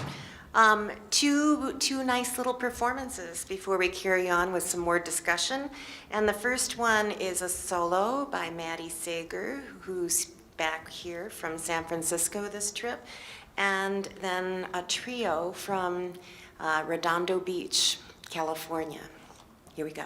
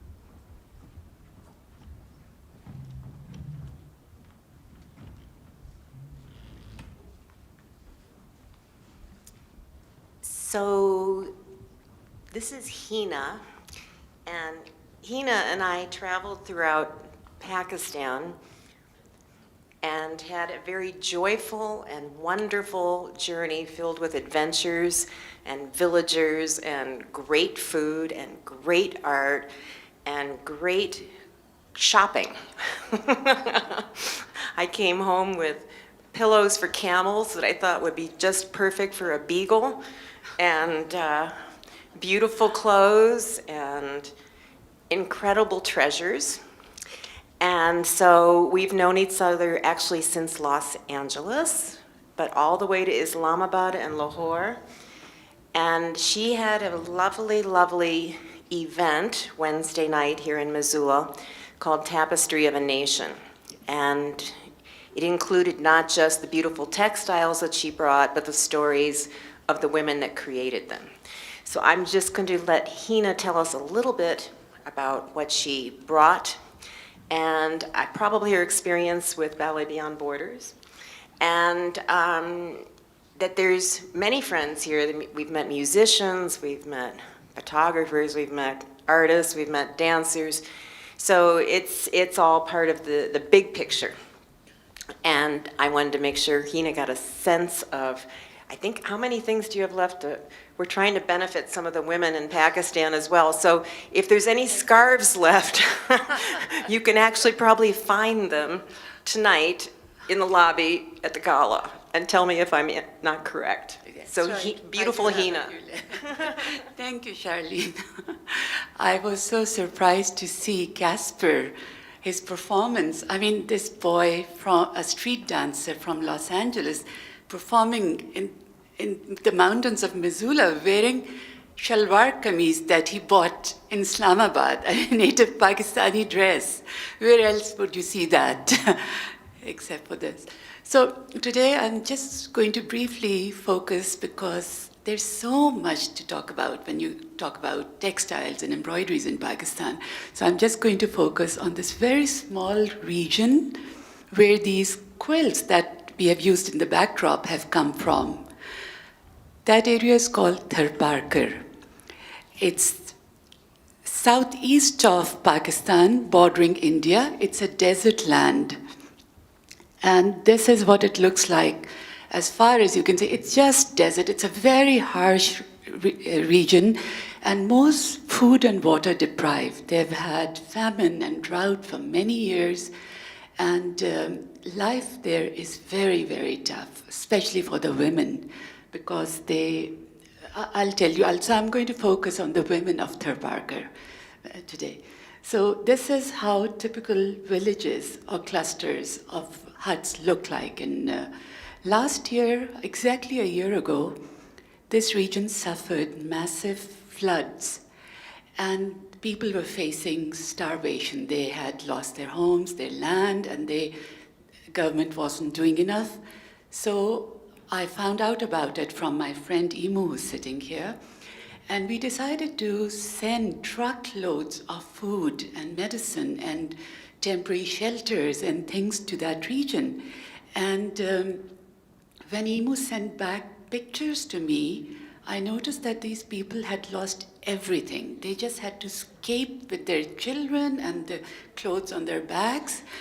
And these quilts, that is the most valuable possession that these people have. And in those pictures, I saw that babies were sleeping on the quilts. In some places, they had draped those on trees to provide temporary shelter from the scorching sun. So I asked our friend who was from that area if I could get a few of these quilts, and he couldn't believe it. He was thrilled. He said, the women are so excited that you even notice these. So these have come all the way from Pakistan. I was able to get 15, and these are very, very special to me. And over the last 1 year, I've really gotten to know those people, and I feel I've learned a lot from them.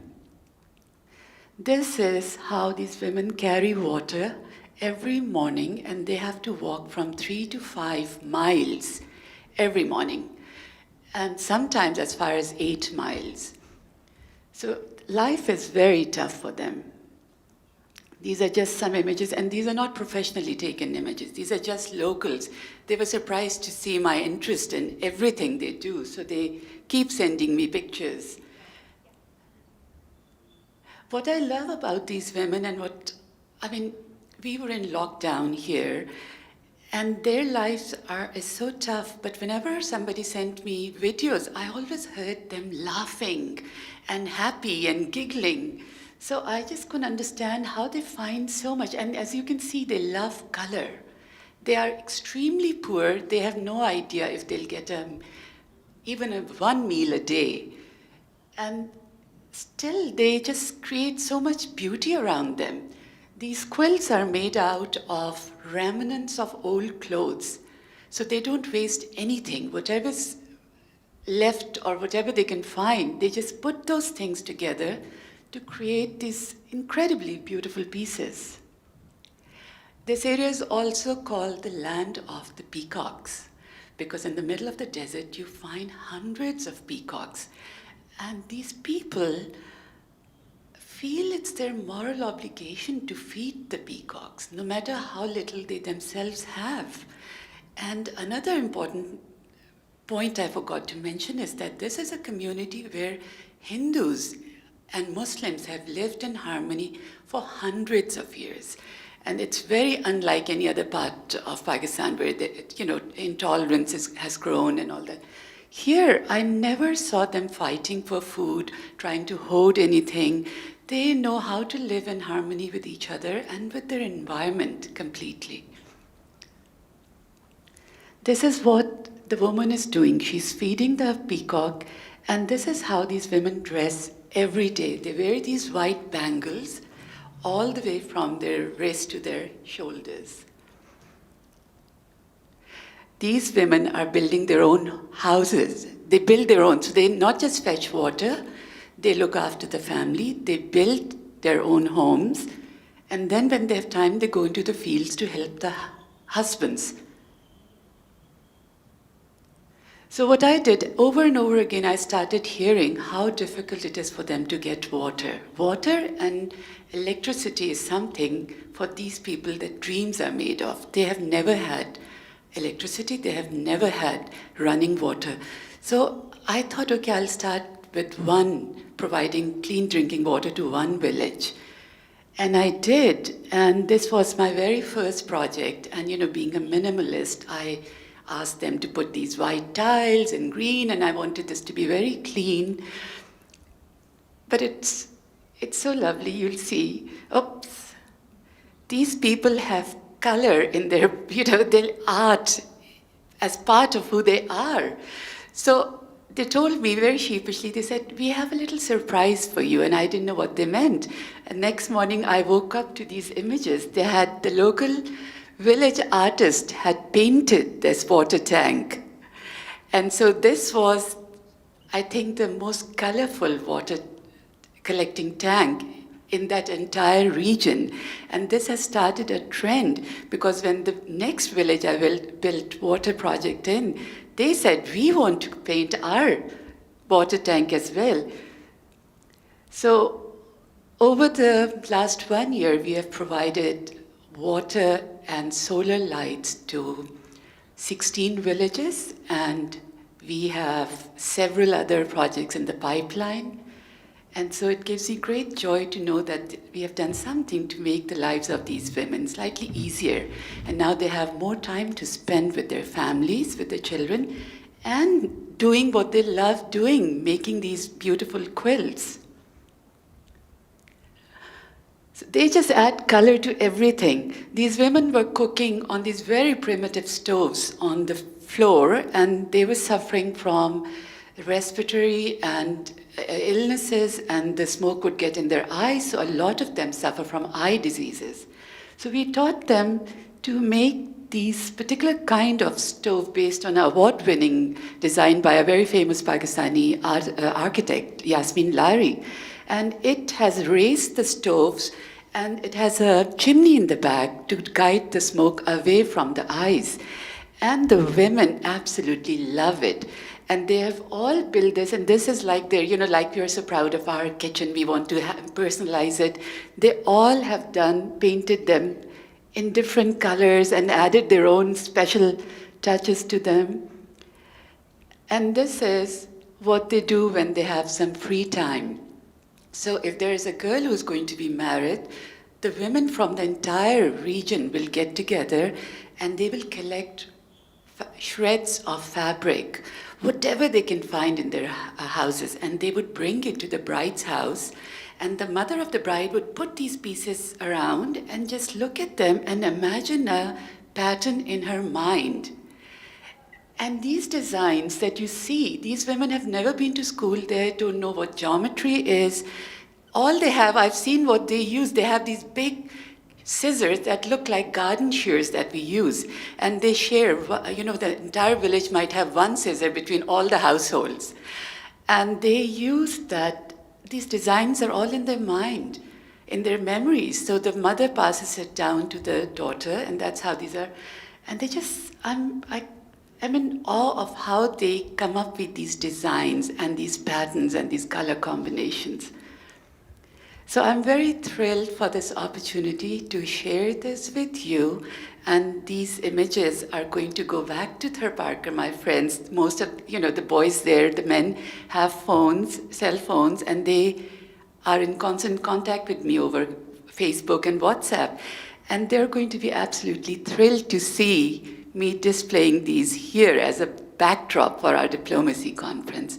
And I think these are the kind of connections that Ballet Beyond Borders, magically just connects and makes possible. So I'm very grateful for their friendship and for being here. Thank you very much.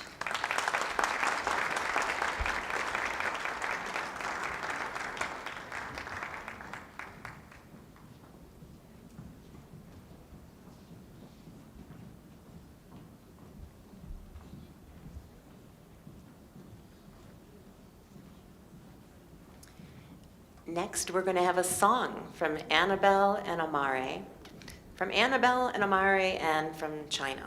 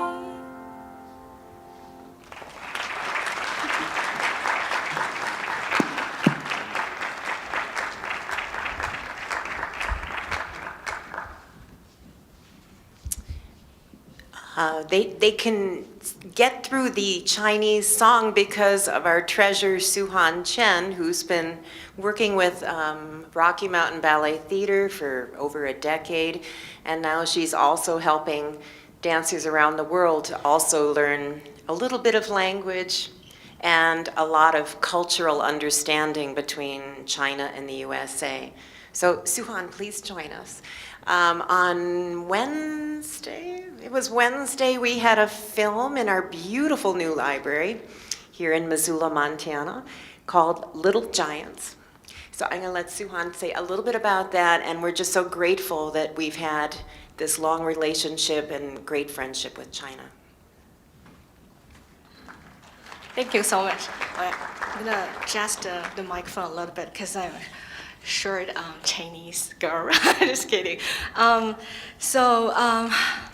Well, I've been hearing talk about China, and then about how we're connecting from Montana with China for several times. I hope you're not get tired of my talk. I will try to keep a little refreshing for this year.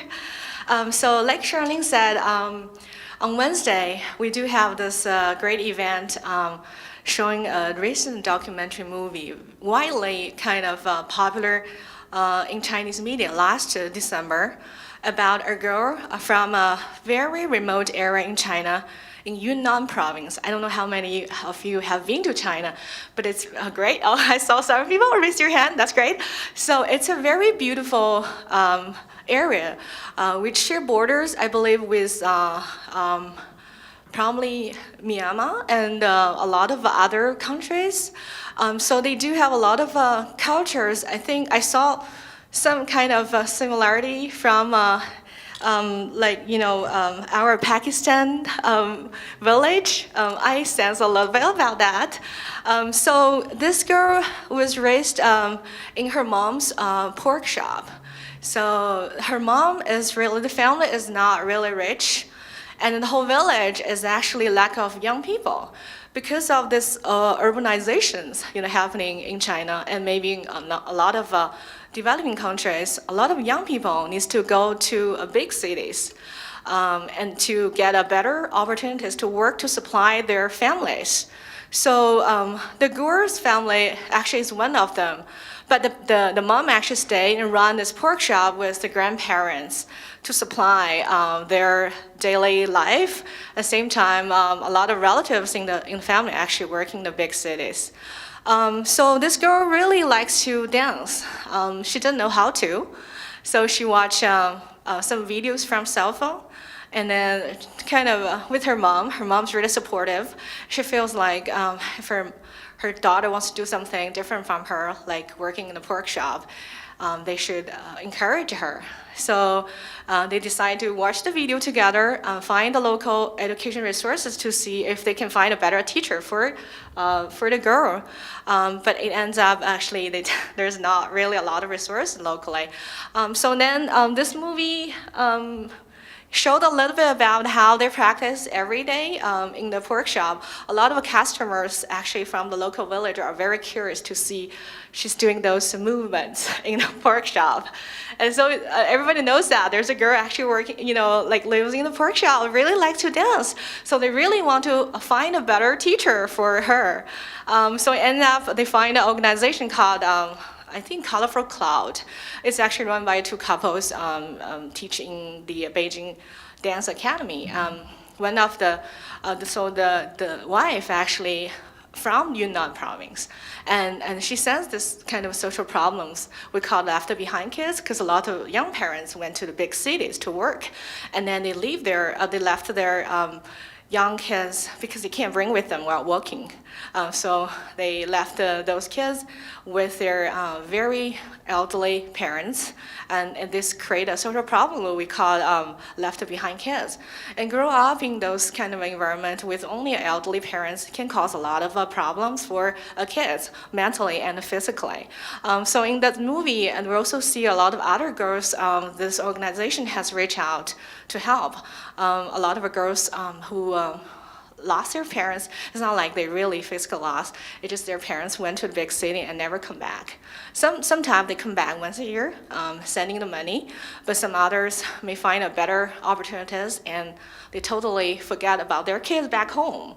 So there's a lot of tragic story and interviews in this movie about how those girls feel like really hopeless in their lives. And they are looking for something to help them be happier.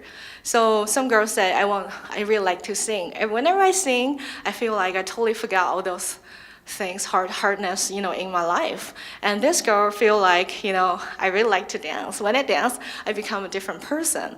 And then a lot of people, were interviewed, a lot of girls actually, there are girls, because a lot of girls here in that village, and they feel like if they can sometime get out of this village and then, somehow, reach a little bit about their dream, that'd be great. So this whole documentary, if you're interested, I can totally give you the file or the link for that. And then that just occurred to me that, a lot of times, if you are living such a village and we're encounter so much difficulties or negative things in our lives, and we need something to somehow cheer us up, and arts will be a great opportunities and path for us. So with this dancing, this girl actually in the story finally feel like, oh, she dares to dream, because with dancing, she feel like she becomes a different person, and then this organization, or somehow, and other people are helping her. So she was get to Beijing, and she has opportunities to present in this big, event, hosting in Beijing, and show her village culture together with other girls. At the same time, there's such a kind of explosion. We also help them become a better person, better to chase their dream, to become a dancer or artist. And I was thinking about, that story, even though it's really happening in China, very remote area in China, but it sounds very familiar here. I don't know if you feel the same way, because even though, through the Bolivian Voter platform, I get to know a lot of very talented people from different kind of background. And through this kind of a cultural exchange opportunities, we're able to connect all together. And I think, whatever dream you have to become an artist, become a dancer, become a musician, and seeing the people who probably have the same struggling and who are able to conquer them, or facing the same challenges, you're encouraged. And with this, kind of artistic tools or kind of a power, you're able to kind of improve yourself and help you such a kind of a way to help you to better recognize who you are and help you build your own kind of confidence.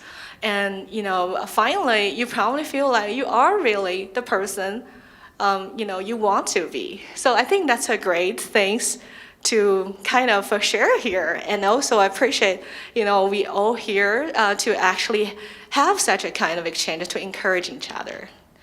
I'm going to second. And so Shirley mentioned that I did work with RMBT for a lot of kind of exchanges with China. I can't even count with my finger. I think for the group travels to China, probably at least 5 times since 2008, when I was a student here, still at UM. And then, we have several personal trips back to China.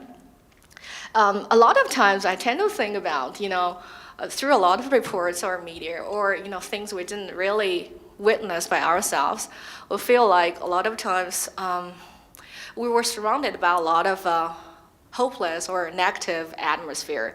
We feel like, life might be really tough as human being. But a lot of times, if you really go to some places you don't know, or you heard something, kind of differently, you might sense something real and so different from what you have heard. I think that's a value of the cultural exchanges. So when we are, in China, and then doing this really kind of people-to-people exchanges, we are probably feeling something different. This is actually a trip we went in 2014 went to Guangxi province, our sister province of Montana, which is also in southwest of China. They have a lot of ethnic groups there, Zhuang minorities. They have totally different kind of cultures than compare with what we have for Han people. So this is a Rong'an city, which is a very remote city. If you compare with the capital city of Guangxi, Nanning, this is a really remote kind of country village. So we're able to put together performance, present a lot of Montana dances culture. We have Native American dances, we have cowboy dances, and a lot of kind of pop music, American pop music dances. And I think for a lot of them, it's the first time to see a real Americans and the real Montanans. And their reaction is very, very interesting. This photos you see at the bottom is Katie, one of our dancers from RMBT, and she's taking upon request from a grandma in that village. I think, and then you can see they're so happy to taking selfie together. I think on that moment that grandma probably thought, oh, I saw the same laugh from my granddaughter as well. We're kind of, we just enjoy this, very happy moment. And then for the app part, you can see a very young dancers, I think it's Ali. She's shaking hands like an ambassador with a lot of Chinese young people there. And then on the right side, you see the photos is the culture exchange event we have with the a Chinese disability dancing group. All those dancers, they can't hear or they can't talk. So with a special instruction, they're able to put this very complicated dance called Thousand Arms Buddha together. It was very, very kind of well-known dances. You probably can watch, see them on YouTube videos. So all those exchanges actually maybe changed a lot about our stereotypes before we had visit to the places. I think probably Chinese people thought, so American culture is not only about Hollywood, not about California. And there's also a place called Montana actually exists. It has a lot of beautiful dancers and very cool cowboy cultures. And we have colorful, American, Native American dancers as well. And Native American dancers also use herbal treatment for a lot of, their traditional culture. So I think there's a lot of things. Maybe you will change your mind if you really physically participate in such a kind of real people-to-people exchanges. At the same time, I think from our dancers, perspective, because there's always two-way exchanges whenever you do people-to-people exchanges.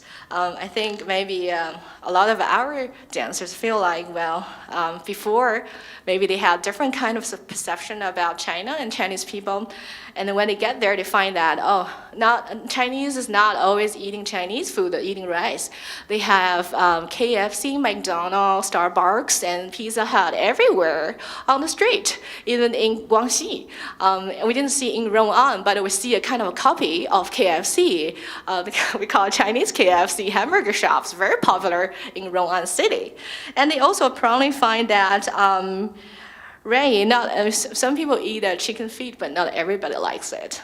And then they also probably feel like, they also they also are learning some kind of a similar pattern of ballet or other Western, arts, same as here, what we got instruction here.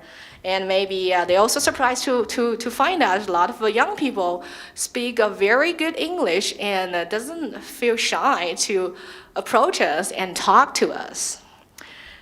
So this is actually a performance we had in the American Pavilion in 2010 Shanghai Expo. On the right, it's actually an article I wrote for the local magazine, but it's in English. It's a Shanghai Expo magazine. So you can see we're presenting the cowboy cultures to the Chinese audience, and it was a big blast. a lot of time they like it. And I think what we have done in 2010 was really special among all of the performers in American Pavilion. You can see the next door, that building behind the first photos on the left. It's a Canadian pavilion. But I'm sure on that day, when we were performed, all the people came to American Pavilion, not Canadian one. Just because we have a real culture ambassador showing there. And this is a real heart-to-heart exchanges.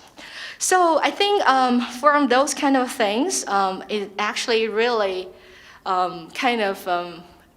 really makes me feel like a lot of times, such a kind of culture exchanges not only need a little courage from ourselves, we need to walk out of our comfort zone to reach out for different cultures, like Chinese culture, which is totally different. And even the language, the characters are so different.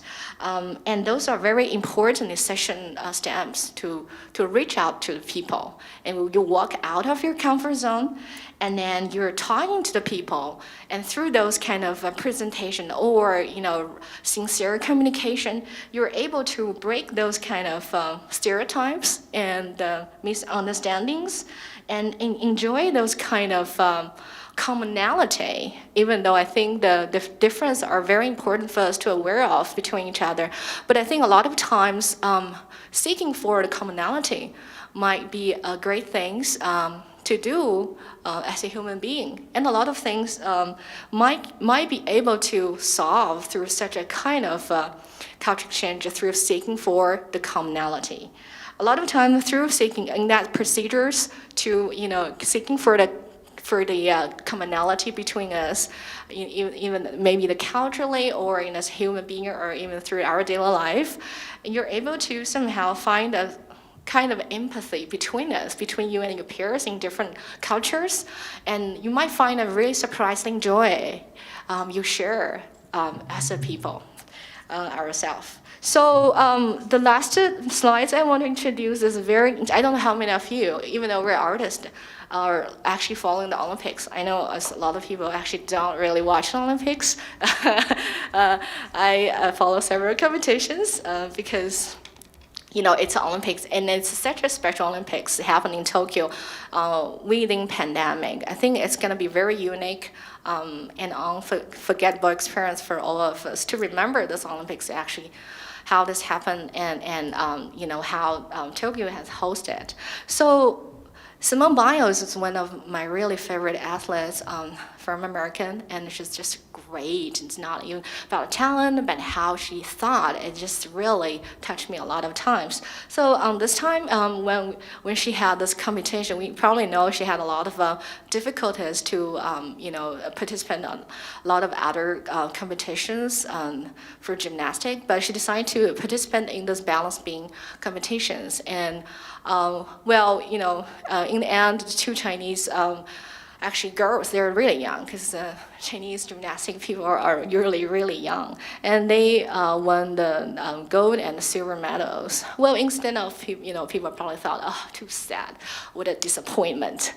And she went on, just cheered the two, hugged the gold medal girl called Yuan Yuan. And then you can also see the other photos when they are doing their patterns on balance beam. Both our girls, Suni Lee and Simone Biles, keep cheering them on. So this is a kind of story which I don't know if you noticed that are really big blast in both social medias in American and in China. I just choose one of them. On the top of that is one of the persons posts on their social medias. And the left bottom is one of the pieces I actually choose from Chinese media. They're saying the most touching or most moment we want to see through this Olympics is the moment when Simone Biles actually hugs this Chinese gymnastic girls. So later, I followed the interview about these girls actually were interviewed by Chinese media, and they were like, what is your, kind of most joy you feel like you now, win the gold medal? What is the, best part of it? And she said, well, I think I'm making a lot of new friends. And then so they're asking, oh, who's the new friend you're making? And she said, oh, Simone Biles. And Simone Biles is her idol from when she was really little and started to doing this gymnastics. So, we know a lot of times we saw a lot of difficulty through politics and a lot of family reports because we never been to this country and know the people from these cultures. But I think that such a moment makes it feel like, the culture exchanges is not only about result of a competition. That part is only stay there, but get a friendship and get to know people more. It will last forever. So I think if we're thinking about, like I said, instead of probably looking more about difficulties, to think about how hard the things can be, if we put more effort to try to find a way, like the arts and how we are gathered together here to learn other cultures and try to walk out of our comfort zone, and then to through the real and sincere conversation and communication, maybe a lot of things will be easy. One of my favorite movie is Benjamin Button, which is very old movies, 10 years ago, 3.5 hours long. I was in the cinema watching 3 times. So this is a sentence I really like. In life, there are always those who won't stay for long, but will touch us forever. Nobody can stay in this world forever, and we're all going to heaven. But a lot of times in our heart, we're lost forever. Those moments, you remember we're hugging to the people we thought, might be difficult to hug. Or those moments we feel like, those culture might be so different from us. But when we talk to the people, they're same like us. They have same challenges. They have same trouble they want to conquer. They have same probably dream to become a dancer. So in sum up, I think, well, this is difficult to sum up, but I think those, a lot of times, the most touching part of our life might not be something we are so familiar with. It's something unexpected and heart to heart, and maybe something you don't really feel like it will influence you right away, but it will probably stay with you, and will get you a different feeling with ages, and in different kind of times, we will feel like we're so lucky and happy to have this opportunities to have those moments. So I don't know if you like my story, but thank you so much. And again, I think every time talking on BBB about this culture exchange are so difficult because we have done so many things which I can't even remember.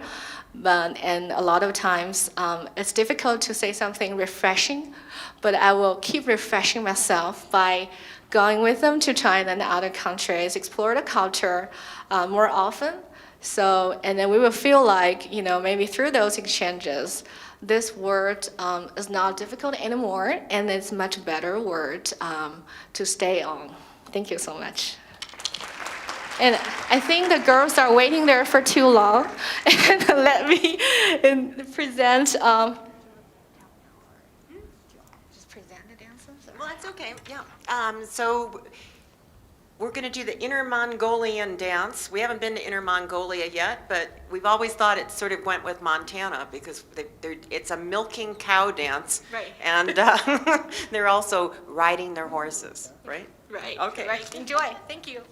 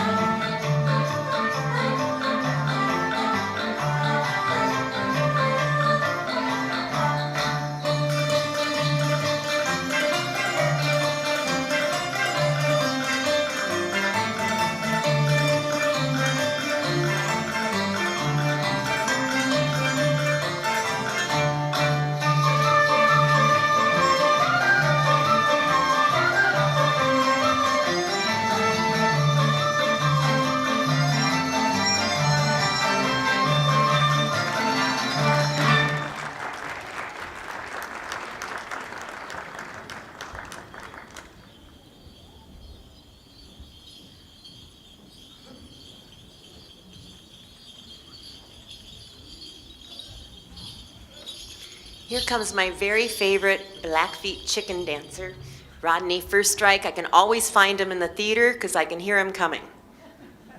Tell us what you're going to do. Check, check. Okay. I never know how my voice carries on different mics. This is like the third mic I've had to talk on today. Is it still morning or is it afternoon yet? Just tell them what you're going to do. I'm doing, good morning. I'm going to be dancing the prairie chicken style. This style comes to us from my people, the Blackfoot tribe. It spans from Browning, Montana up to Gleason, Alberta, and that territory. A little quick thing about it, this style of dance represents, it's the courting dance for prairie chickens of the Great Plains. Atwater prairie chicken is probably the best one I can reference it to. This style, the movements that you see, a lot of it is, it comes with a lot of the shoulder work. For those of us that actually competitively dance this style, we always say that a good dancer is somebody who can take the song that you hear and give it a story. But I think, you know, as I sit here and I watch all these other dancers, and I think that translates to a lot of cultures. That being said, this particular dance will also pertain to the beginning of new life. It means new life because as a mating dance, you know what comes afterwards, I hope, if you know your biology. Okay. Here he comes.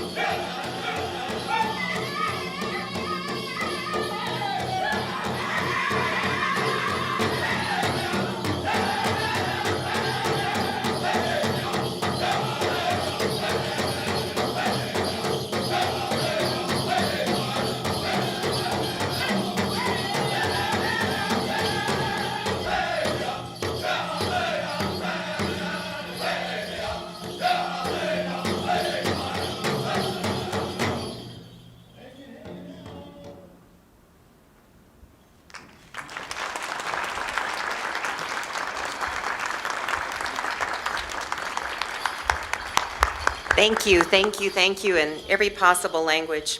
And I'm very pleased to also announce that Rodney will be with us in Dubai in December at the World Expo representing the USA and Ballet Beyond Borders. Vicki Clark is next. And Vicki is another one of the unusual moments that she's an American that lives in Pittsburgh, but we met her in Islamabad. where she did a fabulous presentation, many presentations actually, about art while we were at the Islamabad Art Festival. But this week, her focus has been on Cuba, and we've been very lucky to have her. And so I asked her to continue her relationship with us on stage and off today in front of the beautiful Pakistani quilts. So that's our segue. Vicky.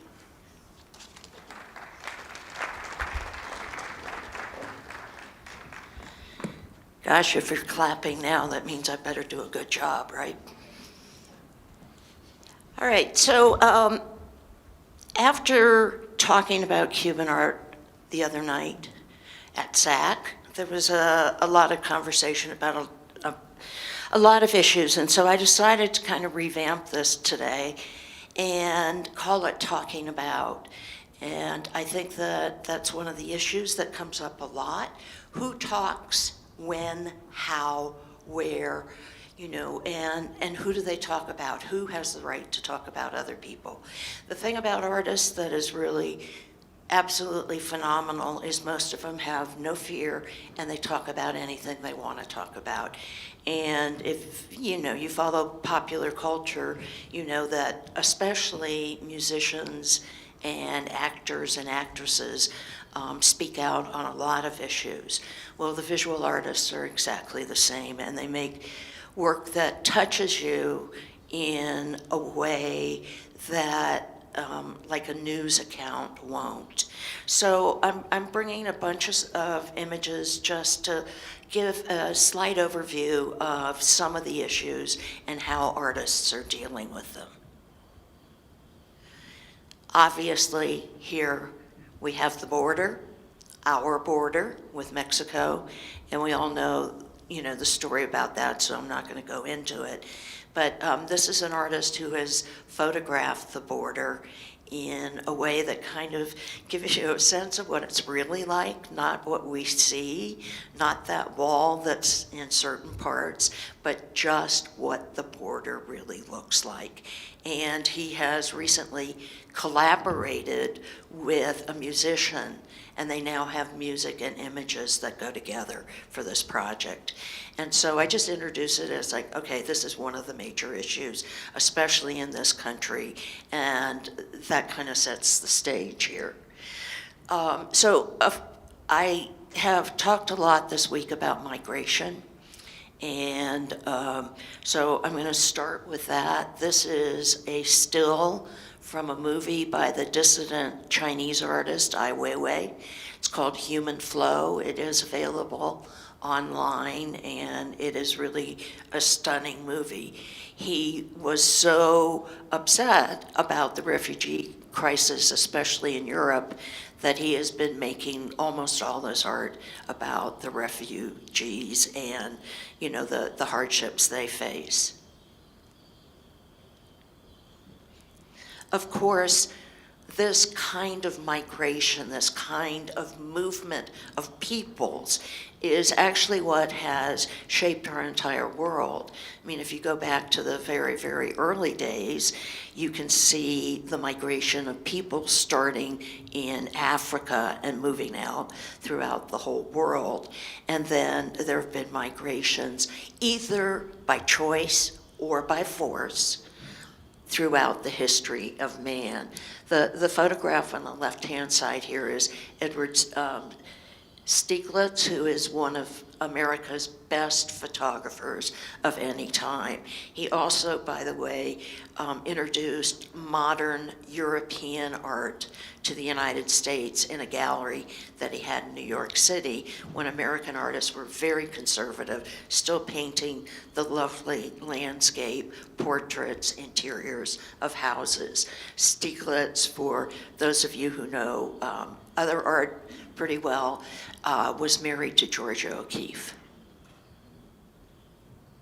Of course, not everybody comes by boat, people come walking. And so here we have two artists dealing with this crisis and thinking about it in creative ways, attempting to communicate the hardship, the importance of it, etc. The one on the left-hand side is by Jose Padilla, who is a Cuban, and it is, I forgot to put the title up, but it's something to the effect of a bewildered Cuban arriving in a strange land. And there you have him holding his suitcases, right, way down here. The arms form the dome of a church, and you have the 3 crosses there. And then this cartoon-like figure. And I think he chooses a cartoon imagery because it's so accessible to people. There's this debate when you're dealing with issues in the art world. Do you just beat people over the head with your message? Or do you seduce them in to look at something like that, and then boom, it has a very powerful message? And that's a big debate within contemporary art internationally. And over on the right-hand side is an artist who's been working for quite a while now in the political arena, and it's Alfredo Jarre. And one of the first photographs that he did, or a series, was starving children in Africa. And you had these bodies, you know, with the stomach sinking in, and he would put them on the wall and have a mirror down here. So there was a mirror image of it. This one on the right-hand side, Walking One, is of course about a migration, and this is about the Rwanda genocide. And he went and did a major photographic study there, but he was so upset by the images and the horror of the whole situation that when he came back home, he found he could not do his usual series. And this is one of the few images he did make, giving you that sense of an anonymous person, right? We think they're all anonymous. And the sense of movement and how much they take with them. It's like you leave, you not only leave your country, you leave your life, you leave everything you own, you leave family, you leave friends. So one of the major issues here, again, and something that has fascinated me for a long time and comes out of postmodern theory, really, is how do we understand these events, especially, you know, when we're not there? And what's the most effective way of communicating or sharing information about horrific events around the world? So the question basically comes down to, how do you construct history? Because history, we like to think history is fact, but really somebody has created that history, has written that history, and we really don't know whether it's true, false, whether it's accurate or not. So I just put this up as, you know, just Google immigration, and you get, and I Googled immigration statistics, and you immediately just find this is just one page of responses. And we know the numbers, but in essence, I always ask, what the hell do the numbers tell us? You know, once you go from 100 people to 2 million in Rwanda, the numbers don't matter. There are just too many people. So I bring you these images because they tell the personal side. They tell anecdotes, as I call them, and the personal experiences of people who have lived through these things. And I bring in, obviously, The Diary of Anne Frank. I mean, I think almost everybody has read that book. And, you know, what gives you a better sense of the Holocaust? Reading Anne Frank's book, which tells you how she lived and how she survived, or, you know, looking at all the photographs. Maybe it's watching Schindler's List, maybe at Shoah. There's so many ways to learn, and if you put them all together, you add that to statistics, you get a very different view. I also put over there on the right-hand side the cover and one spread of Maus. How many people here have ever read Maus? Everybody should go out right after this lecture and go buy that book. It is unbelievable. And Art Spiegelman wrote the story of the Holocaust through the memory of his father who survived it. And so, you know, that also comes into play. What is memory? How accurate are our memories? They're not very accurate, and we filter most everything through our memory. And here you have that sense again. Is it fact or is it fiction? Is he remembering correctly or isn't he? And of course, Spiegelman turned all the inmates in the death camps and the Nazis into animals. So he removed it just a little bit from the reality of it. He also is the first graphic novelist to win a Pulitzer Prize for this book. And on the left-hand side, you see letters. And this is by a Pakistani artist, Humaira Abid, who I was lucky enough to meet the first time I went to Pakistan. And she has been working on migration and the stories of migration for many years now. And so she gets letters from people who sent her letters that people sent to them when they moved away about the hardship of the trip and the hardship of settling in a new country. And so she displays those letters, and then she makes the envelopes for them. We'll see more of her work. But those envelopes, those paper-thin envelopes, are carved from wood. And they're just, I mean, it's amazing the technique that she uses. Back to Ai Weiwei. One of the projects that made him really famous, aside from being under house arrest in China and being beaten so badly by the cops that he had to have brain surgery, is a long project that's still ongoing about the earthquake in Sichuan that leveled a school and all the children died. And he was very upset because the Chinese government would not take responsibility. And so he started this multifaceted project. And here are 3 iterations of how he communicates about this disaster.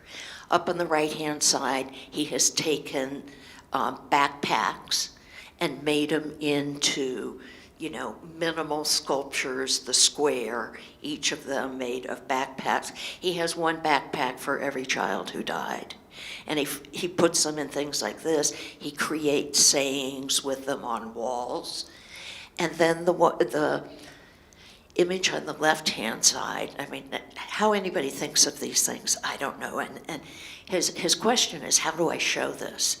So that is rebar that was in the school building. And he and his team collected it all. It was all mangled, and he had them all straightened out. So you have the rebar going all the way down that floor, and you can see how much of it there is. And then on the lower right-hand side, I haven't seen this presentation for a couple of days, is another image that's about an extremely important work of art. And right now, I can't even remember why I put it in or which one it is. Again, how do you reach an audience? You know, that's Ai Weiwei over on the right-hand side, and, you know, he does gestures like that. He really, you know, plays with, play is probably not the right word, with the Chinese government and disasters around the world in a very direct way. He also, by the way, if any of you remember that song and video Gangnam Style, he redid that with himself, and when they're you know, going like this all the time. He has handcuffs on, so he politicizes that, which became a motif that a lot of other artists took over in support of him and his problems.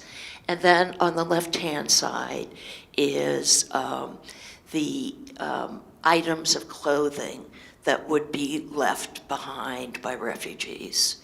And it's that massiveness that he communicates through these kinds of things that is his way of explaining and basically imploring people to see this in a different way, to react to it on an emotional human level, and then to do something about it.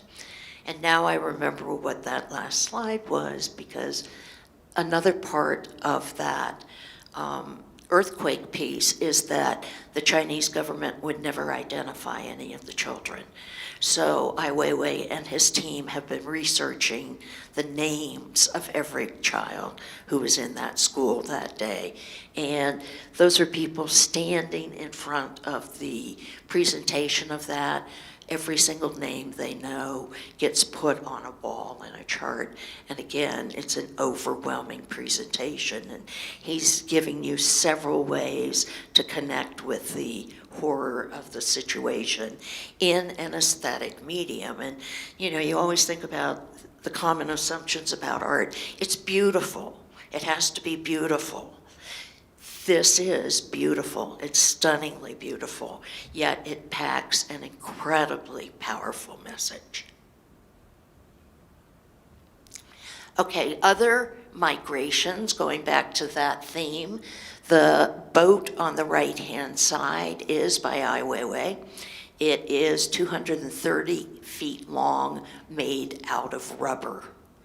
And those refugees, it's interesting because they're all exactly the same. There was obviously a mold made and repeated, and it hangs from the ceiling. He doesn't put it on the floor. It's always hanging above your head. And then on the left-hand side is a work by an American who is becoming really well known now, an African-American artist named Simone Lee. And if you've been to New York City in the last couple of years and have gone up to Hudson Yards, you know, the reclaimed area of New York where they've put all the posh department stores and stores, right outside on a bridge over a street, she has put this over life-size head of an African-American woman. Really powerful piece right there in the middle of New York City. The one on the left-hand side I had in a show several years ago, and unless you look at it very carefully and know what she's talking about, that is a slave ship. And she comes from the Caribbean, so she's talking about the trade of slaves, of people from Africa to the Caribbean and to the United States. And the conditions on that boat, very similar to what Stieglitz was doing. Vic Muniz, artist who was born in Brazil and now lives in the United States. He's very creative. He's a photographer primarily, and he will create works out of chocolate, and then he photographs them. He's really funny and really smart. Here at the Venice Biennale, at the time when there were those boats capsizing off the coast of Italy, he put a boat right at Piazza San Marco in the Grand Canal, and he made it out of paper. That is a paper boat. And it's the fragility of that, you know. The fact that you can make it onto a boat does not guarantee that you're going to make it to a new country. Oops. Oh, come on. Boats become really important, especially in Cuban art. And I think the other night somebody said, well, you know, of course on an island there are a lot of boats. How can you tell it's really about exile or attempting to get to Florida. And I was like, well, you know, the artist did choose this, and he does make it very clear that this is about escaping the country and a quest for what they believe to be freedom in another country. And so Cacho makes sculptures and does almost caricature-like drawings of the situation.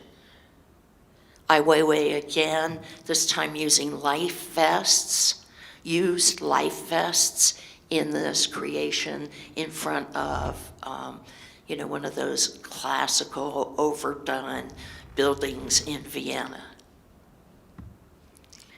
In the United States, there are the migrations as well, the Great Migration of African Americans from the South to the North. Jacob Lawrence, earlier in the century, did 60 panels painted of the story of those migrations. And you can see it's at a time when artists are starting to go abstract, so the figures are all flattened out, but you can still read the narrative, what they left on the South, on the left-hand side, and on the right-hand side, what they faced in the northern cities. There's a really nice video on that.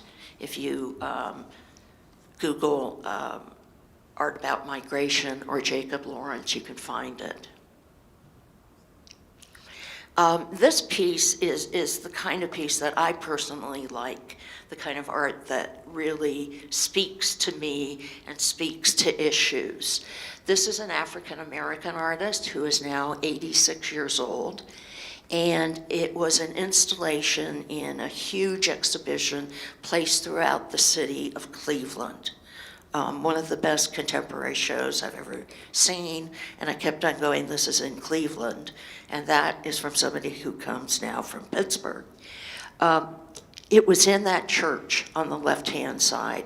That church was one of the last stops on the Underground Railroad, and it's now in disrepair. You see paint peeling off, and throughout that you see those panels, those squares or those rectangles among the pews. And so you go there and you see these things and they just look like blackboards. And then you go up close to them and each one of them has this very dark, very ghost-like photograph on it. And it gives you the sense of what the slaves would have seen as they were traveling by night from the South to the North and over to Canada. And the really interesting thing, to go back to what I started with really, is that these are not actual sites that the slaves would have seen. Bay went around the Cleveland area, photographed places that he thought would be like what they were. So it is complete. It's not complete fiction because it's based on reality, but it is creating a narrative out of fiction to tell us about or move us to think about that journey. How am I doing on time, Charlene? Okay, so I'm just gonna whip through a lot of slides because I originally was gonna talk longer because I always talk longer. This is Humaira Abid, the Pakistani artist.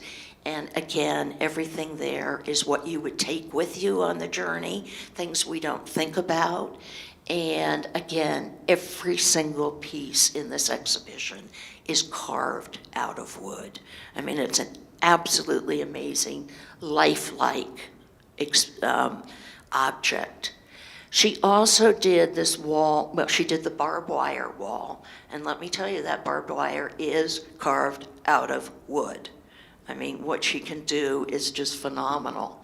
And then behind it on that other wall, you can see over on the right-hand side, it's a distressed wall with holes in it, and those are meant to simulate bullet holes.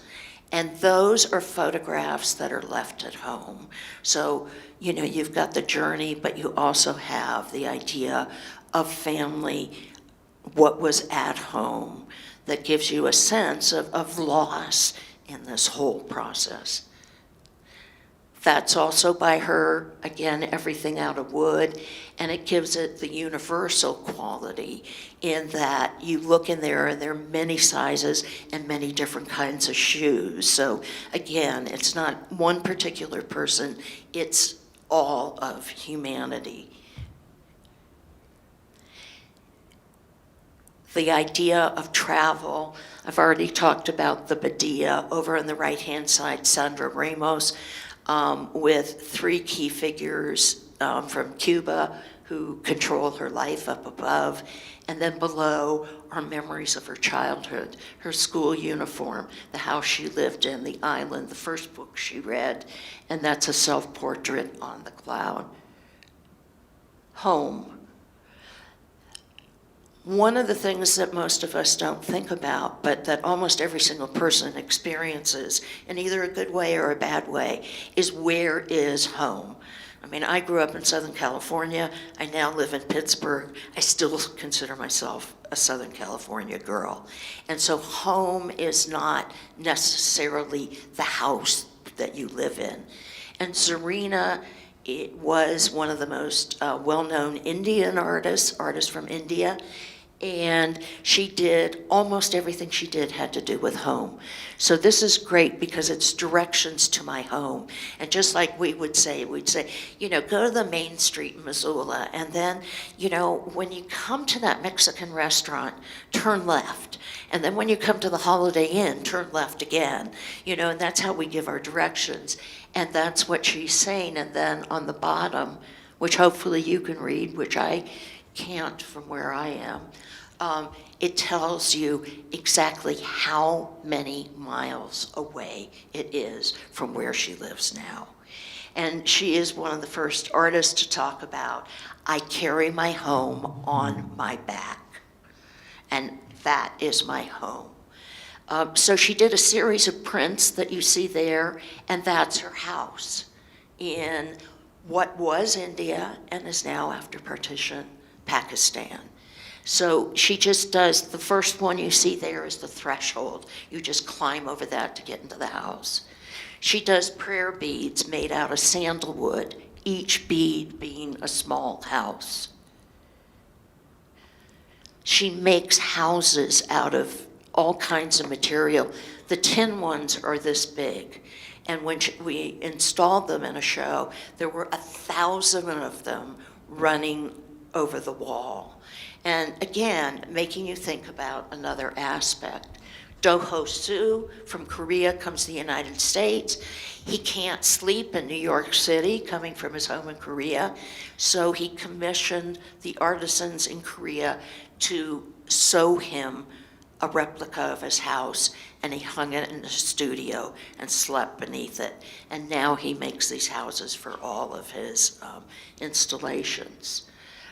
Prayer rugs, you know, how do you deal with being, you know, a Muslim in territories that are anti your religion? Mona Hatoum has these. The one on the left has a map of the world rubbed off it. The one on the right that is kind of like a welcome mat is made out of very sharp nails, the contradictory aspects.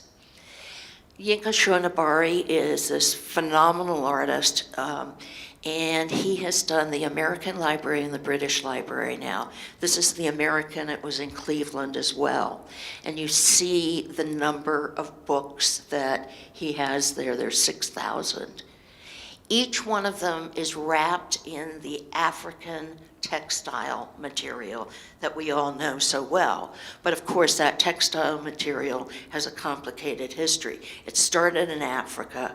It was colonized, Africa, parts of it, by the Dutch. They took it over. They started making it. So now it's not African, it's Dutch, but now it's back African, and now it's being exported around the world. So, you know, things travel as well. And you see on their names, he has made a database of immigrants or children of immigrants who have added to culture in the United States. And then Tania Bruguera, who is one of Cuba's most famous artists, been imprisoned many times, very politically based. And this is the floor of the Turbine Hall at Tate Modern in London. And you can see an image popping up from the floor. She painted that floor with heat reactive paint so that as people sit on it, as people walk on it, the images of Syrian refugees come up. And it's that idea of something that's in the back of your mind, but you really don't think about it, and then suddenly it becomes more visible.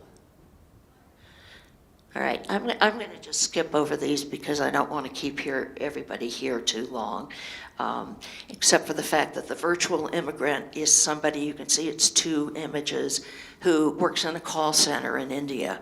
They are asked to wear Western clothes to work. They speak English, they learn the slang. So now are they Indian or are they American as they go back and forth? It questions who you are and what can happen. And then what this is all really about, what migration around the world is about, is where do humans feel at home? What is home to us? What do we want? And this wonderful artist who I'm totally obsessed with these days, Tavares Strachan, has come up with this neon sign, and he has several versions. You belong here, I belong here, we belong here. And he puts them, like the one on the right-hand side is on an art museum. The one on the left-hand side is in the water in New Orleans. And it's that idea just expressed so simply, so directly, that is what all of these artists are talking about. Where do I belong? How do I make sense of my own life in this crazy world that we live in? It's trying to understand. That's why we tell stories. That's why we do dance, why we do music, why we write history and books, so that we can understand ourselves and our place in this world. Thank you. That might be the fastest I've ever given a 1-hour lecture.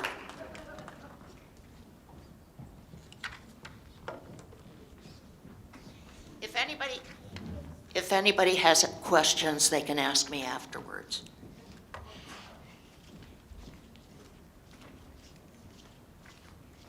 I'm back. We're fine, Vicky, in the lobby tonight at the gala. Even better, right? Now we have another performance called The Club, which is choreographed by Walter Barrera of Mexican descent with one American and two beautiful Brazilians.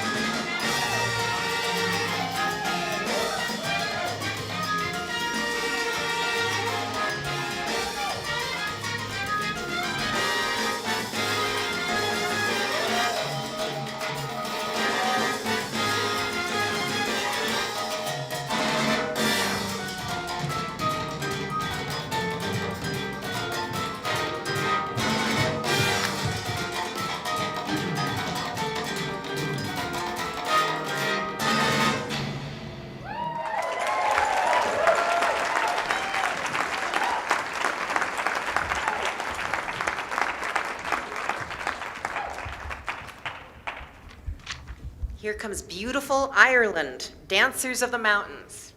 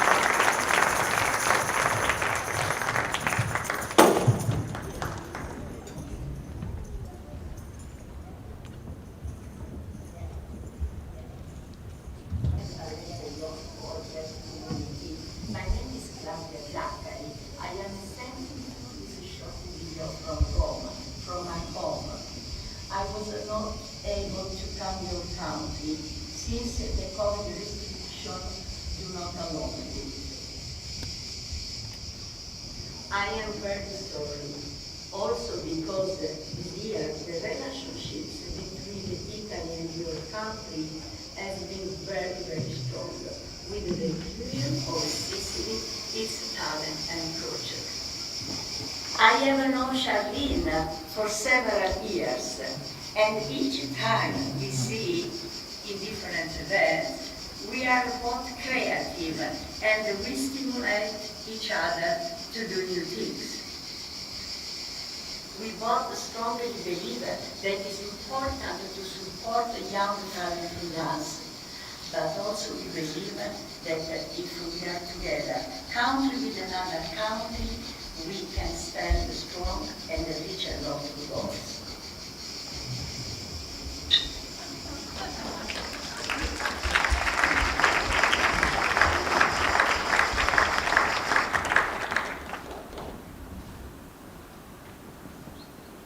How do I do this, Karen? Oh, wait in the podium. How will I see her? Claudia, are you there? Yes. Ah, Bella. Hello. Charlene Lucia also is with us. Ah, bravo. Come stai? Bene, buonasera. Claudia, I see Sonia is there too. Hello, Sonia.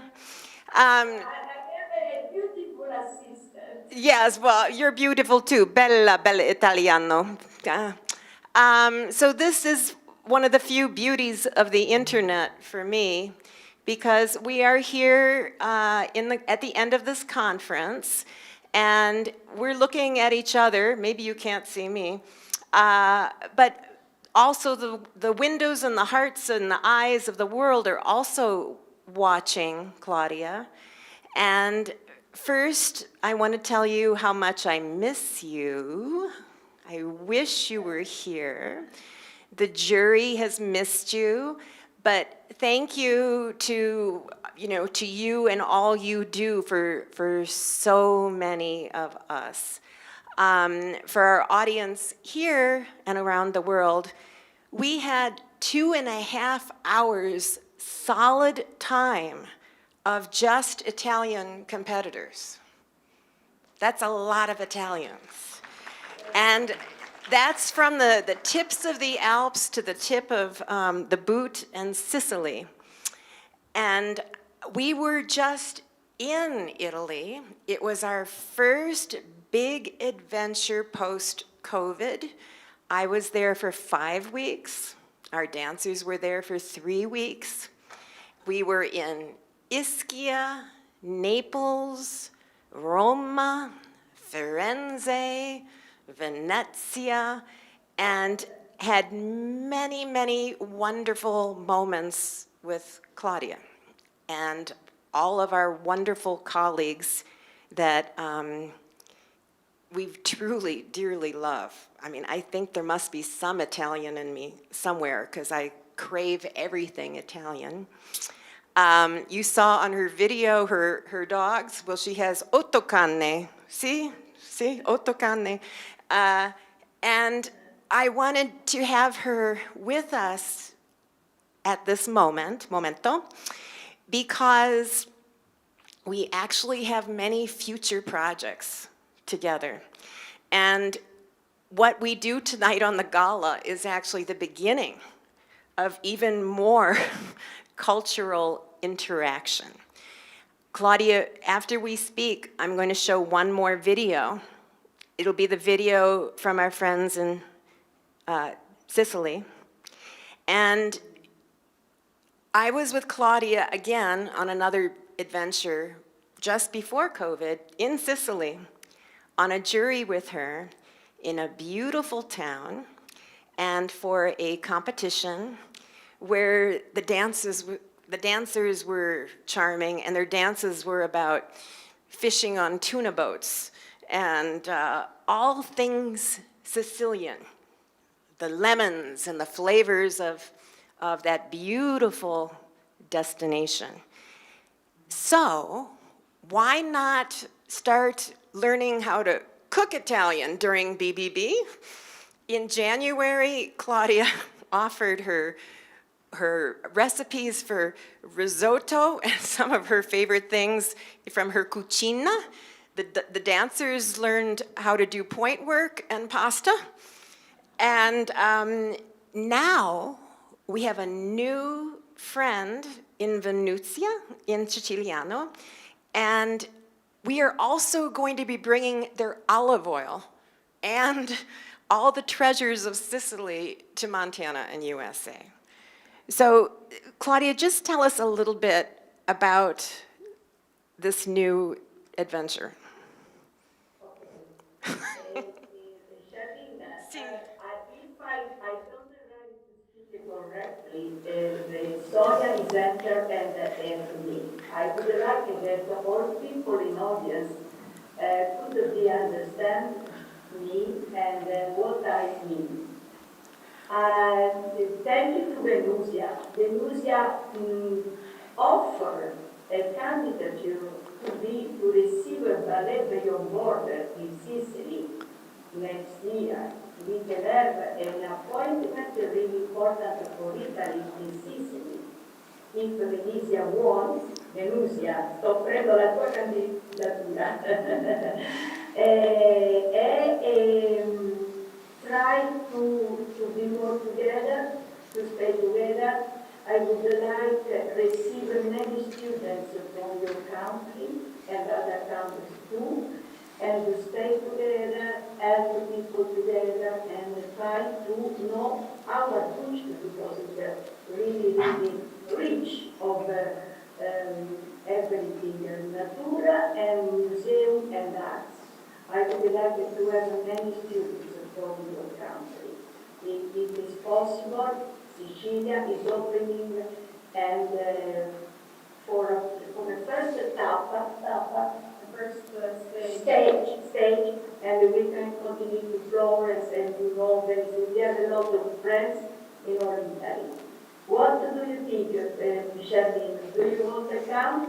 Grazie mille. Grazie mille. Andiamo. Sì, sì, sì. Bravo, bravo. We come. Your problem will be we won't go home.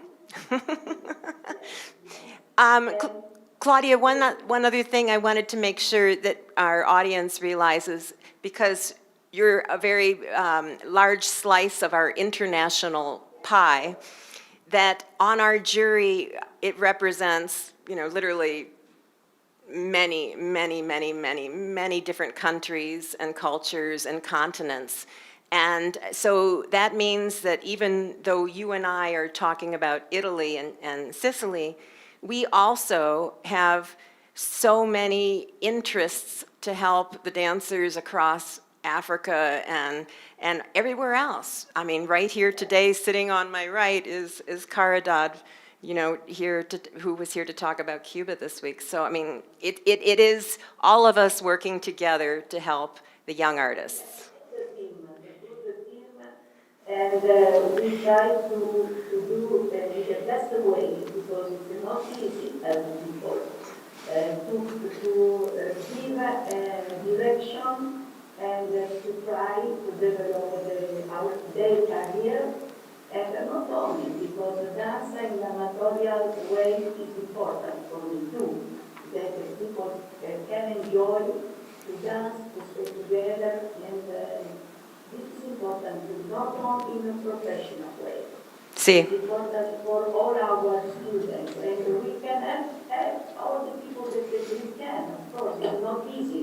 We cannot help all people, but we can help to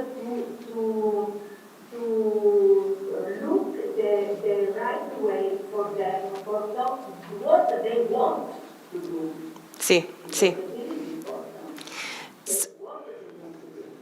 And also, I like your group when you come, because you take all your students in the museum, visiting not only dance, is important. Don't stay only for dance. When you travel in your trip, it's important that you take everything that you can open your new eyes and you all that we have the beautiful things in our world. Okay? Sì. Charlene, I love to stay with you and your friend, and for me it was very difficult to stay with you, Venusia also. We are waiting all the year to come, but we are ancora in pandemia. We have a pandemia. Yeah. It's not finished at all. And we hope to stay together in next year. Sì. And to continue to do a lot of things, beautiful things together. I'll be waiting for you, Claudia. Okay? Ti amo. And ti amo, ti amo. See, I will be talking to you from backstage at the gala tonight. Okay, with my fingers, you'll be asleep. Okay, okay. Buonanotte, Bella. Venusia, vuoi dire qualcosa che Sonia ti approfitta? Charlene, Venusia. Oh, is she here? Okay.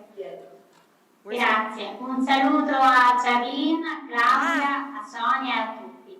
Io approfitto solo di questo momento per ringraziare Charlene per l'opportunità data a tanti giovani danzatori siciliani e non solo, insomma, anche alla Sicilia in genere di essere rappresentata in un concorso così prestigioso e così importante anche oltre alla danza in altro modo, in maniera più completa.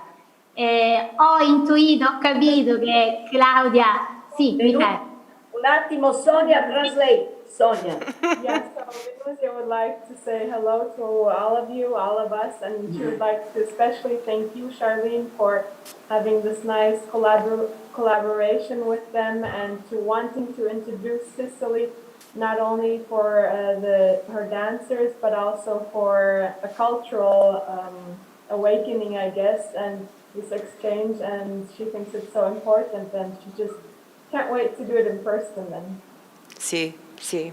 Ho intuito che Claudia ha proposto la Sicilia come insomma, partner più presente, più collaborativo nel concorso stesso. E come siciliana non posso che essere orgogliosa e farò insomma del mio meglio per fare bene la mia parte nell'ambito di questo evento così importante. Quindi grazie ancora e alla prossima, speriamo in presenza presto. So thank you also to Claudia for bringing this opportunity to Sicily and to Venusia to be able to be presented a little more in big as part of Italy. And as she's also Sicilian, she couldn't be more honored to represent her home, and she just can't wait to really finally meet everybody and then be a big part of this family. So thank you again. Baci, baci, baci, Venuzia. Ciao. Okay, ladies, we're going to show the video from Cecilia. Okay? Okay. Allora. Le che cambiava era prepararsi prima della lezione, era fuggire da scuola per raggiungere la scuola di danza, con il respiro che mi rendeva sopra le nuvole.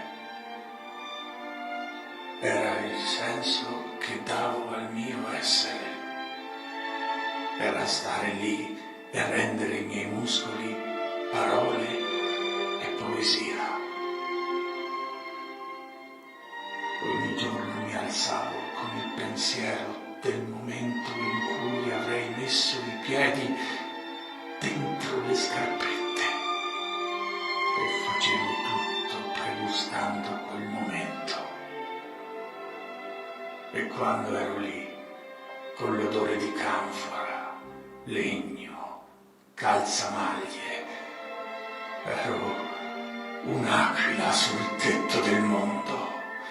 Ero il poeta tra i poeti. Ero ovunque ed ero ogni cosa. E ringrazio Dio per avermi dato un corpo per danzare, così che io non sprecassi neanche un attimo del meraviglioso dono della vita.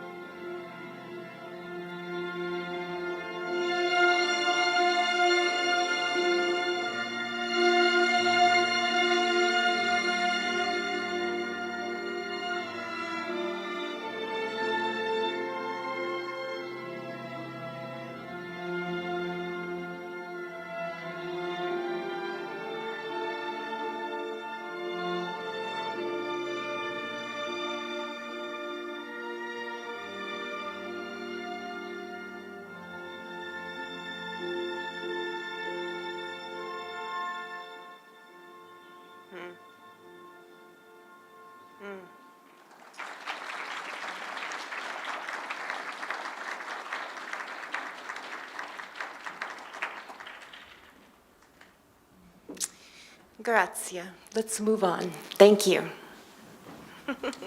See you at the gala.